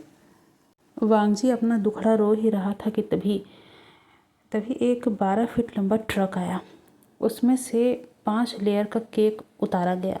ऊपर जिंगई की फ़ोटो थी और नीचे फव्वारा चल रहा था और बीच में लिखा था, फॉर माई लवली प्रिंसेस। तभी जिंगई वो पिंक प्रिंसेस गाउन में दौड़ती हुई बाहर आई और लैन वांग जी की टांग से लिपट गई और बोला, डैडी डैडी देखो मेरा केक कितना बड़ा है। तभी लैन वांग जी हकलाया, पर मैंने तो। तभी विंग ने उसके कान में फुसफुसाया, आज मत कंजूसी करो, तुम्हारी बेटी का एक बार ही 6 साल का बर्थडे होगा, 1000 बार नहीं होगा। तभी जो वांग जी था वो उसे समझ में नहीं है कि वो क्या करे और विंग ने उसे वहीं छोड़ा और फिर पार्टी शुरू हो गई। अब डीजे पर जो है सभी डांस कर रहे थे। बेबी शेक और गेंदा फूल का मिक्स सॉन्ग चल रहा था। वहीं सभी आंटी डांस फ्लोर पर ब्रेक डांस कर रही थी और वहीं जो अंकल थे उन्होंने 500 रुपये का नोट उड़ा दिया था। और यानी कि जो पैसे उड़ाए जाते हैं ना नाचने पर, वैसे वो उड़ा रहे थे आंटियों के ऊपर।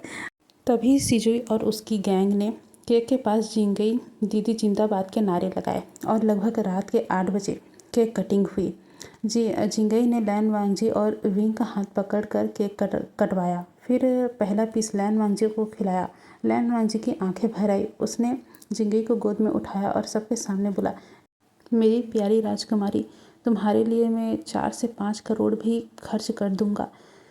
तभी विंग ने माइक लिया और चिल्लाया, ये सुन लिया ना सबने, मेरे पति ने कहा अगले बर्थडे पर वो 10 लेयर केक मंगाएंगे। इस बात पर पूरा मोहल्ला तालियां बजाने लगा और लैन वांग जी ने अपना सिर पकड़ लिया। अब लगभग रात के 12 बजे पार्टी खत्म हुई। मेहमान गए। घर में सिर्फ केक के टुकड़े और पिंक लेयर बचा हुआ था। लैन वांग जी और विंग बेडरूम में थे। लैन वांगजी शर्ट उतार रहा था और चेहरा अभी भी उसका लाल था। लगभग 4 से 5 लाख एक दिन में। वांगजी यही सब बड़बड़ा रहा था कि विंग पीछे से आया और वांगजी के पीठ पे लटक गया। तुम गुस्सा हो? विंग ने कहा। तभी लैन वांगजी पलटा और उसे दीवार से सटाकर बोला, हाँ बहुत गुस्सा हूँ। तभी विंग ने अपने होंठ चबाए और बोला, तो सजा दो। तभी लैन वांगजी ने उसकी कमर कसकर पकड़ी और गंभीर आवाज़ में कहा, पूरी रात सजा दूंगा।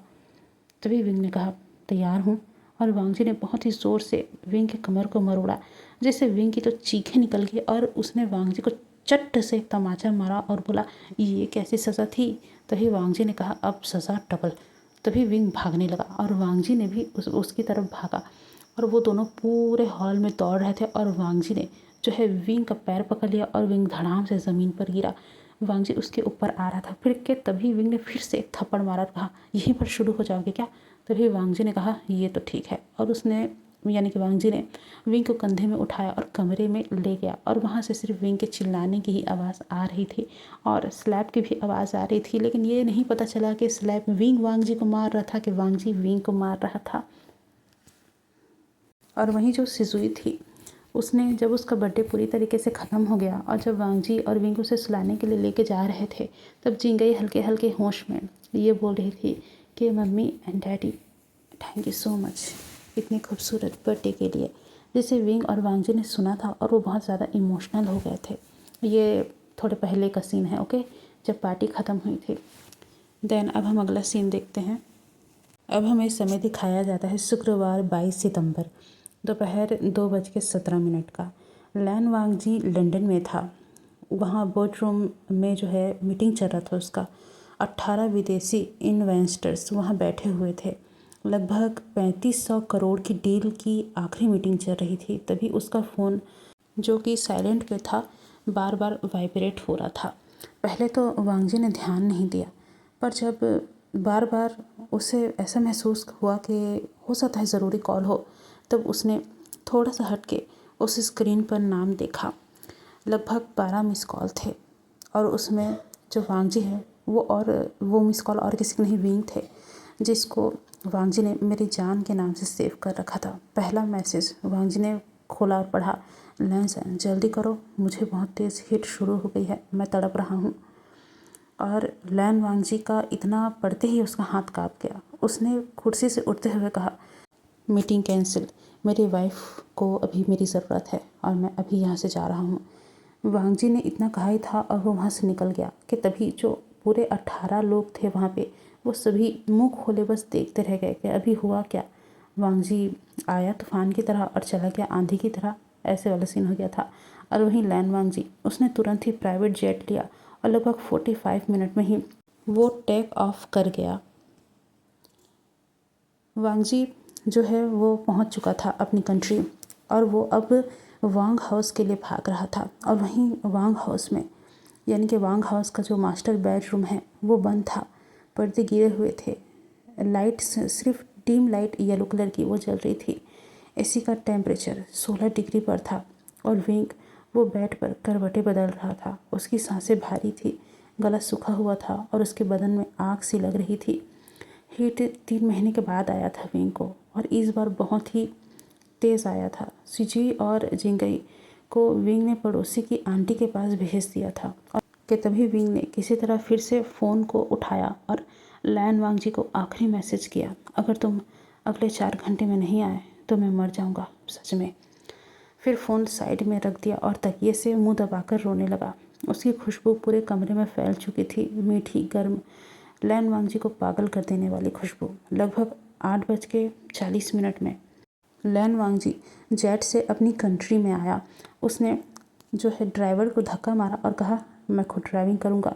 और उसने ड्राइवर को पीछे बैठा दिया और खुद 108 की स्पीड से वो ड्राइविंग करने लगा।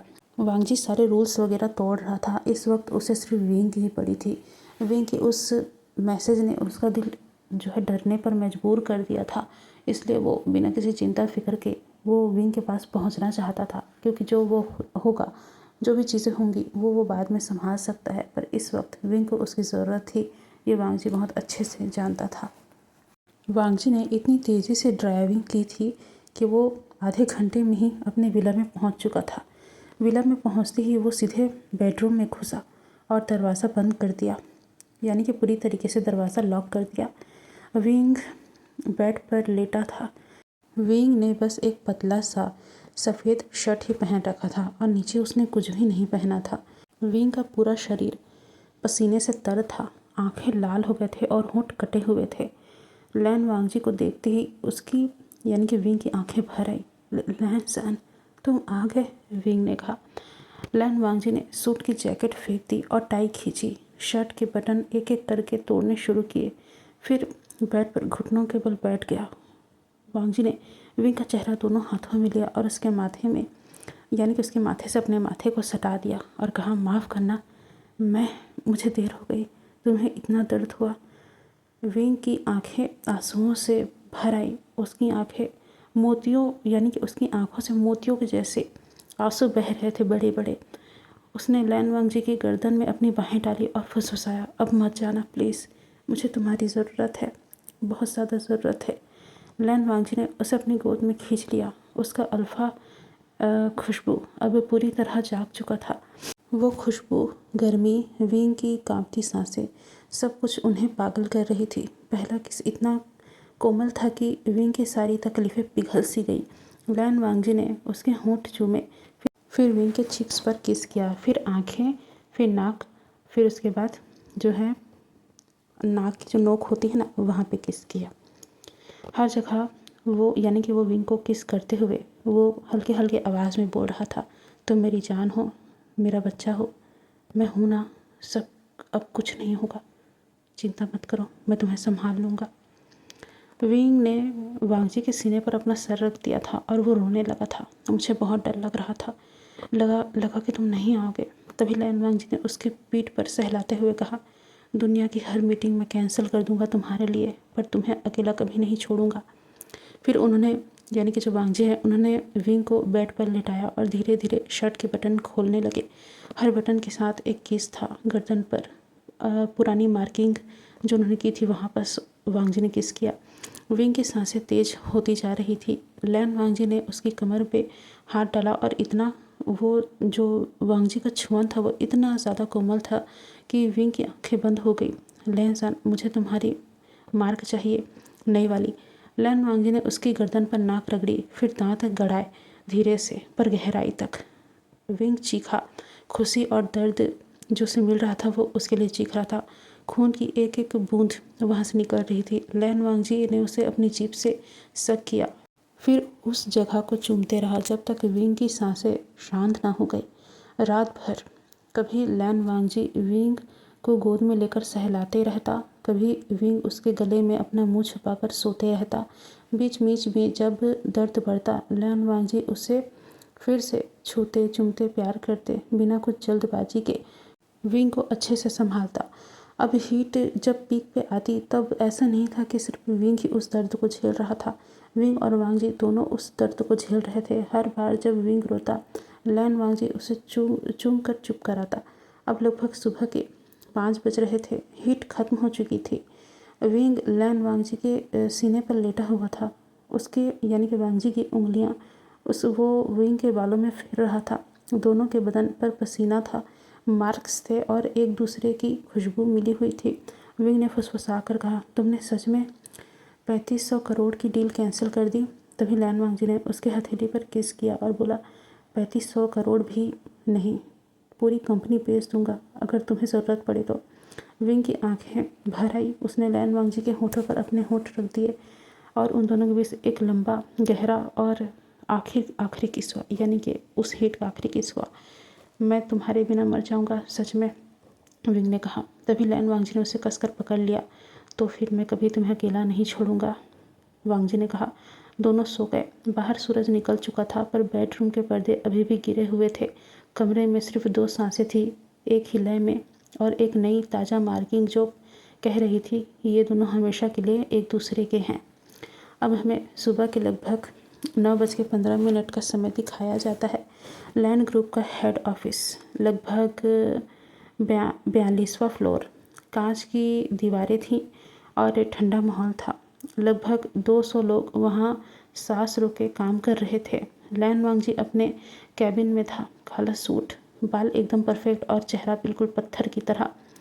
टेबल पर लगभग 4 लैपटॉप थे, 3 फ़ोन और एक बड़ा सा बोर्ड जहाँ लिखा था टुडेस टारगेट। लगभग 18 करोड़ का प्रोजेक्ट था। तभी डॉन नॉक हुआ। उसके सेक्रेटरी रिया ने सिर झुकाकर अंदर आते हुए कहा, सर लगभग 10 बजे जापान वाली टीम आ रही है, 11 बजे दुबई का कॉल और 12 बजे बोर्ड मीटिंग। तभी लैन वांगजी ने सिर्फ में जवाब दिया। तभी जो उनकी सेक्रेटरी थी उसने काँपते हुए वो वहाँ से बाहर निकल गई। अब पूरा फ्लोर पर अफवाह थी कि बॉस आज बहुत गुस्से में है। किसी ने सुबह कॉफ़ी ठंडी दी थी, उसकी सैलरी रोक दी जाएगी। अब 9:44 हो रहे थे। लैन वांगजी का पर्सनल फ़ोन बजा। स्क्रीन पर लिखा था मेरी जान, और वांगजी का रिंगटोन था तेरे मस्त मस्त 2 नैन। पूरे कैबिन में वो मस्त मस्त रिंगटोन गूंजने लगी। लैन वांगजी का चेहरा एक सेकंड के लिए सफ़ेद पड़ गया। फिर वांगजी ने तुरंत ही फ़ोन उठा लिया और इतनी प्यारी और इतनी मीठी आवाज़ में बोला कि बाहर खड़े जो उसकी सेक्रेटरी थी वो गिरते गिरते बची। हेलो मेरा बच्चा, बोलो ना, ये वांगजी ने कहा। तभी दूसरी तरफ से विंग की आवाज़ आई, थोड़ी रोने वाली। लैन जान, मैं बोर हो रहा हूँ, तुम कब आओगे? लैन वांगजी ने फ़ौरन कुर्सी पीछे की ओर लेटते हुए बोला, बस 5 मिनट में आ रहा हूँ, तुम रो मत, मैं सब कैंसिल कर दूँगा। तभी विंग ने नाक सिकोड़ते हुए कहा, पर बच्चों को स्कूल छोड़ दिया है, घर में मैं अकेला हूँ, तुम्हारी बहुत याद आ रही है। तभी लैन वांगजी का दिल पिघल गया। उसने फ़ोन कान से लगाए रखा और दूसरे फ़ोन उठाकर जो है अपने सेक्रेटरी को कॉल लगाई और कहा, सारी जो मीटिंग्स है वो कैंसिल कर दो। जापान वाली टीम को बोलो कल आए, बोर्ड मीटिंग पोस्टपोन, मैं घर जा रहा हूँ। ये सुनते ही जो वांगजी की सेक्रेटरी थी उसकी आवाज़ काँप गई। पर सर 1800 करोड़ का टारगेट था। तभी लैन वांगजी ने शांत और खतरनाक आवाज़ में कहा, 1800 करोड़ बाद में बन जाएंगे, पर मेरी वाइफ अभी रो रही है और उसे मेरी ज़रूरत है। फ़ोन कटा और लैन वांगजी ने सूट की जैकेट उतारी, टाई ढीली की और लिफ्ट की ओर दौड़ पड़ा। पूरे फ्लोर में सन्नाटा था। सब एक दूसरे को देख रहे थे। बॉस दौड़ रहे हैं। अब लगभग 9:50 हो रहे थे। लैन वांगजी घर पहुंचा। दरवाज़ा खोला तो विंग सोफे पर लेटा था। विंग ने बस एक पतली सी बनियान पहन रखी थी और नीचे शॉर्ट्स, और उसकी आंखें लाल थी। लैन वांगजी को देखते ही वो उठा और उसके सीने से जाकर लिपट गया। तुम सच में आ गए, विंग ने कहा। लैन वांगजी ने उसे गोद में उठा लिया और बेडरूम की तरफ ले गया। कैसी बात करते हो, तुमने एक बार कहा और मैं पूरी कंपनी छोड़कर चला आया। बेडरूम में लैन वांगजी ने विंग को बेड पर लिटाया और उसके ऊपर झुक गया। अब बताओ क्या हुआ, वांगजी ने कहा। विंग ने शर्माते हुए कहा, कुछ नहीं, बस तुम्हारी याद आई और थोड़ा सा रोने का मन किया। तभी लैन वांगजी ने उसकी नाक पर चुटकी काटी और कहा, पागल, पूरी कंपनी हिला दी तुमने एक रोने के लिए। फिर उसने विंग को इतने प्यार से किस किया कि सारी बोरियत विंग की उड़ गई। पहले माथे पर, फिर दोनों आँखों पर, फिर नाक पर और आखिर में होठों पर। होठों पर किस इतना लंबा और मीठा गहरा था कि विंग और वांगजी की सारी मेमोरी उस समय के लिए उड़ गई थी। दोपहर के 1 बजे तक दोनों बेड पर ही थे। विंग लैन वांगजी के सीने पर सर रख के लेटा हुआ था। लैंस एंड ऑफिस वाले क्या सोच रहे होंगे, विंग ने कहा। लैन वांगजी ने उसके बालों में उंगलियां फेरी और कहा, सोचे जो सोचे, मेरे लिए तुम सबसे पहले हो। तभी लैन वांगजी का ऑफिस फ़ोन बजा। उनकी जो सेक्रेटरी थी उनकी आवाज़ आई जब वांगजी ने कॉल को पिक किया। उन्होंने कहा, सर जापान वाली टीम अभी भी वेट कर रही है, क्या करें? तभी लैन वांगजी ने विंग को देखा। उसने शरारत से जीभ निकाली। लैन वांगजी ने फ़ोन पर कहा, बोलो उनसे मेरा ओमेगा मुझे ज़्यादा ज़रूरी लगा, मीटिंग कल होगी। फ़ोन कट गया और विंग हंस पड़ा। तुम सच में बहुत रोमांटिक हो गए हो, विंग ने कहा, और लैन वांगजी ने उसे अपने ऊपर खींच लिया, सिर्फ तुम्हारे लिए। बाहर वाला लैन वांगजी अभी भी पत्थर है, वांगजी ने कहा। अब शाम को 6 बजे ऑफिस में अफवाहों का बाजार गर्म था। बॉस की तबीयत खराब है, बॉस ने कंपनी बेच दी, बॉस को कोई धमकी मिली है। पर सच सिर्फ एक था, बॉस की बीवी ने फ़ोन किया था और बॉस दुनिया जीतने वाले इंसान से एक पल में प्यार में पागल वाले दीवाने बन गए। अब रात के 10 बजे दोनों बालकनी में बैठे थे। विंग लैन वांगजी की गोद में था और सिर पर यानी कि कंधे पर सिर रखा हुआ था। लैन सैन, कल फिर फ़ोन करूँगा। लैन वांगजी ने उसकी कमर में अपनी बाहों को और जकड़ा और कहा, हर रोज़ करना, मैं हर रोज़ भाग कर आ जाऊँगा। और बाहर चांद को वो दोनों देख रहे थे। दुनिया का सबसे अमीर और सबसे सख्त अल्फा अपने ओमेगा के लिए कितना कमज़ोर है, ये आज वांगजी मिसाल दे रहा था अपने प्यार से। अब हमें अगला सीन दिखाया जाता है शनिवार दोपहर के 1:40 में। लैन वांगजी और विंग दोनों बाहर गए हुए थे। लैन वांगजी को अचानक ऑफिस बुलवाया गया था और विंग मोहल्ले की आंटियों के साथ मम्मीज़ डे आउट पर गया था। घर में सिर्फ 2 लोग ही थे, सिजुई जो कि 8 साल का था और जिंगई जो कि 6 साल का था, और एक मेड आंटी जो ऊपर वाले फ्लोर पर झाड़ू लगा रही थी। सिजुई ने जिंगई को अपनी तरफ खींचा और फुसफुसाया, दीदी आज हम वो वाला एक्सपेरिमेंट करेंगे जो यूट्यूब पर देखा था, घर पर वॉल्केनो बनाएंगे। जिंगई की आंखें चमक उठी। हाँ भैया, जिसमें लावा निकलता है ना। तभी सिजुई ने हाँ में सिर हिलाया। दोनों किचन में घुसे, टेबल पर सामान इकट्ठा किया। बेकिंग सोडा का पूरा डिब्बा, सिरका 1 लीटर, पूरी बोतल, लाल फूड कलर, डिश वॉशर और सबसे खतरनाक मम्मी का सबसे स्पेशल मसाला पाउडर जिसमें लाल मिर्च बहुत थी। सिजुई ने एक बड़ा सा स्टील का बर्तन लिया और उसमें बेकिंग सोडा डाला। जिंगई ने लाल कलर और डिश वॉशर डाला और फिर सिजुई ने सिरका की बोतल वहाँ पूरा उंडेल ही दिया और बोला, 3, 2, 1 गो। पूरा 1 लीटर सिरका एक साथ ही डाल दिया। पहले तो झाग उठा, फिर डिश वॉश की वजह से झाग 3 फीट ऊपर उठ गया, फिर मसाला पाउडर की वजह से वो झाग लाल हो गया और इतनी तेज खुशबू छोड़ी कि दोनों बच्चों की आंखें जलने लगी। जिंगई चिल्लाई, भैया ये तो असली लावा है। पर रिएक्शन रुका नहीं। झाग बढ़ता गया और किचन काउंटर से नीचे गिरने लगा, फिर फर्श पर, फिर गैस स्टोव पर और फिर वहाँ जहाँ पर मम्मी की स्पेशल डम्पलिंग खाने वाली प्लेट रखी थी वो उसी पर ही जाकर गिर गई।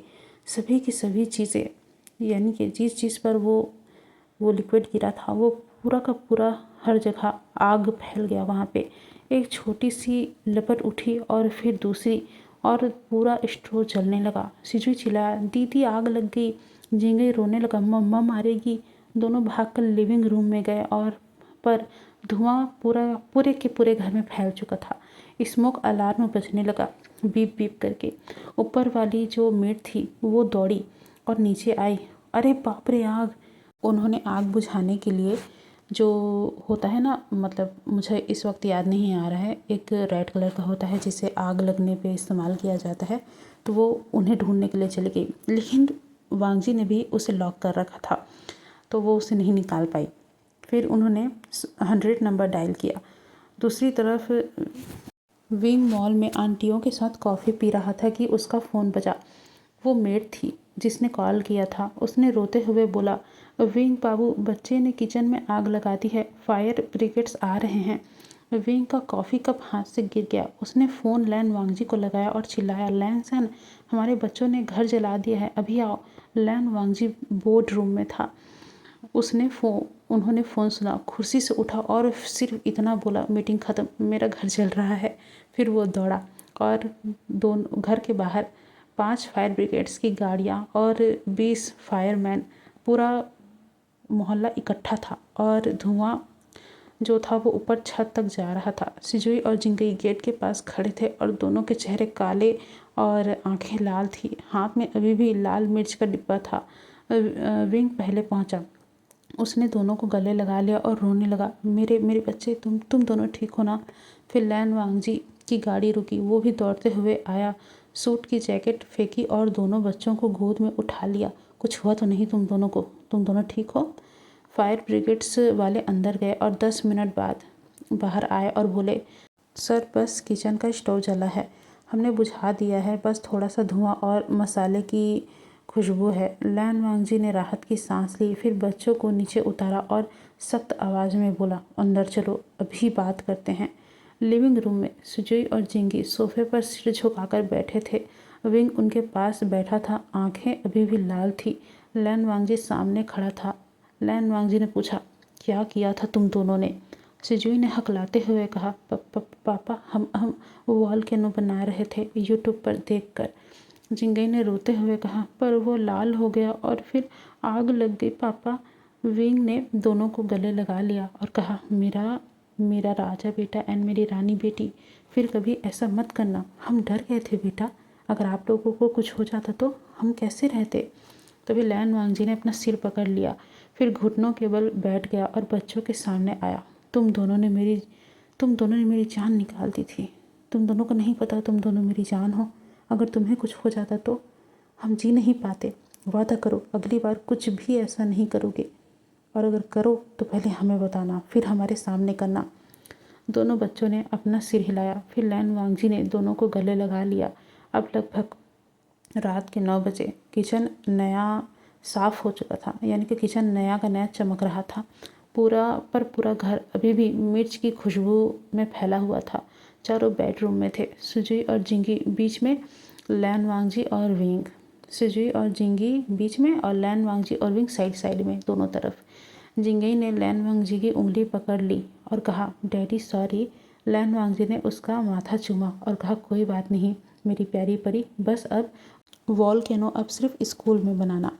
विंग ने हंसते हुए कहा, और हाँ, अगली बार मम्मा को बताना, मैं तुम्हारे साथ मिलकर बड़ा वाला वॉल्केनो बनाऊंगा। लैन वांगजी ने तकिया फेंका विंग के मुंह पे और कहा, तुम दोनों बाप बेटी सुधर जाओ, नहीं तो। विंग हंस पड़ा और बाहर फायर ब्रिगेड्स की गाड़ियां जा चुकी थी, पर मोहल्ले में ये खबर फैल चुकी थी कि वांग हाउस में आज वॉल्केनो फटा था और घर के अंदर 4 लोग एक दूसरे से लिपट कर सो रहे थे, क्योंकि आग भले ही लग जाए पर इस घर का प्यार कभी नहीं बुझ सकता। तो माय डियर्स, आज के लिए बस इतना ही, क्योंकि आज मेरी टंग बहुत ही ज़्यादा स्लिप हो रही है, पता नहीं क्यों। मुझे नहीं पता कि आगे भी ऐसा होगा या नहीं, बट आप लोग प्लीज़ एडजस्ट कर लीजिएगा। आजकल बहुत मेरा थोड़ा बुरा वाला टाइम है, क्योंकि मेरी तबीयत भी ऊपर नीचे है और मेरी टंग बार बार स्लिप हो रही है, और क्योंकि बहुत ज़्यादा ठंड है और मैं इस वक्त रात में रिकॉर्ड कर रही हूँ। इस वक्त रात का समय मैं आपको बताती हूँ कितना टाइम हो रहा है। इस वक्त हो रहे हैं 2:52। कुछ ही समय बाद 3 बज जाएंगे, तो आप समझ सकते हैं यहाँ बहुत ही ज़्यादा ठंड है। चलो ठंड को तो हटा दीजिए, पर मेरी टंग क्यों स्लिप हो रही मुझे नहीं पता, तो मैं इसका कुछ नहीं कर सकती। और मैंने इसमें थोड़ा इंडियन बोल दिया है, तो आप उसको माइंड मत कीजिएगा, क्योंकि कुछ स्टोरी में इंडियन काफ़ी अच्छे लगते हैं, तो आप इसे जो है सुनिए। देन इस स्टोरी मतलब ये स्टोरी अभी चलेगी, क्योंकि इसमें ये भी बहुत अच्छी स्टोरी है। आगे आगे जब पता चलेगा कि वांगजी और जो उसकी अतरंगी फैमिली है वो क्या क्या कारनामे करेगी, वो आगे आप सभी को देखने को मिलेंगे एंड आप सभी को भी मज़ा आएगा। देन इस स्टोरी के ख़त्म होने के बाद हम डिसाइड करेंगे कि कौन सी स्टोरी जो है वापस अब लाई जाएगी। तो आप सभी तब तक इस स्टोरी को एंजॉय कीजिए, एंड आप सभी को वो हॉरर स्टोरी कैसी लगी थी मुझे ज़रूर बताइएगा। एंड देन इस स्टोरी में अभी तक मैंने जितना भी रिकॉर्ड किया है वो मैं आपके सामने पेश कर रही हूँ। मुझे ज़रूर बताइएगा कि आप सभी को कैसा लगा, एंड प्लीज़ लाइक, सब्सक्राइब और कमेंट ज़रूर कीजिएगा, क्योंकि बहुत मेहनत लगती है गाइस, बहुत ज़्यादा मेहनत लगती है। जब मैं पहले यूट्यूब पर नहीं थी तब मैं समझती थी, क्योंकि मैं राइटर थी, मैं लिखती थी, तो मैं समझती थी हाँ तकलीफ़ होता होगा, नहीं कर पाते हैं, मैं समझती थी। पर जब अब मैं एक यूट्यूबर बन चुकी हूँ तब मुझे रियलाइज़ हो रहा है कि ये कितना तकलीफ़ भरा होता है। सच में भी बहुत ज़्यादा तकलीफ़ होती है यार। अगर कोई बोलता है कि करती ही क्या है, बस रिकॉर्ड ही तो करती हैं, उनसे रिकॉर्ड करवाना चाहिए कम से कम 2 घंटे का, तब उन्हें पता चलेगा। वो एक बार कर भी लेंगे, लेकिन भाई एक बार हो जाता है, चलो ठीक है एक बार हो जाता है, लेकिन जैसे जैसे हम करते रहते हैं तकलीफ़ मिलती रहती है हमें, पर फिर भी हम उस तकलीफ़ को हटाते हैं एंड देन आप सब के लिए रिकॉर्डिंग करते हैं। तो प्लीज़ आप सब भी सपोर्ट दिखाइए हमारा। देखिए सपोर्ट बोलना चाहती हूँ पर सपट निकल रहा है मेरे मुँह से, क्या करूँ मैं। पर आप सभी सपोर्ट अगर देंगे तो अच्छा रहेगा। तो मिलते हैं इसके अगले पार्ट में। आप सभी बने रहिए एंड हैप्पी रहिए, खुश रहिए और ठंड का मज़ा लीजिए। देन अगर हो पाएगा तो मैं इसके बाद भी एक हॉरर स्टोरी लेकर आऊँगी, मैं ऐसा सोच रही हूँ। कि इसके बाद भी एक हॉरर स्टोरी लाते हैं, क्योंकि मेरे पास एक हॉरर स्टोरी का और लाइन है। तो मैं देखती हूँ या तो इसके बाद हॉरर स्टोरी आएगी या फिर एक मज़ेदार स्टोरी। तो आप लोग मुझे बताइएगा कि हॉरर चाहिए या मज़ेदार चाहिए। फ़िलहाल ये स्टोरी जो कि चल रही है अभी, वो फुल टू फ़नी है, इसमें कोई सैड सीन नहीं है। इसमें आगे आगे आपको बहुत सारी अतरंगी चीज़ें देखने को मिलेगी। तो मैं उम्मीद करती हूँ कि आपको ये पसंद आएगा। तो अभी के लिए यहीं आपसे अलविदा लेती हूँ। मिलते हैं इसके अगले वीडियो में। Bye guys.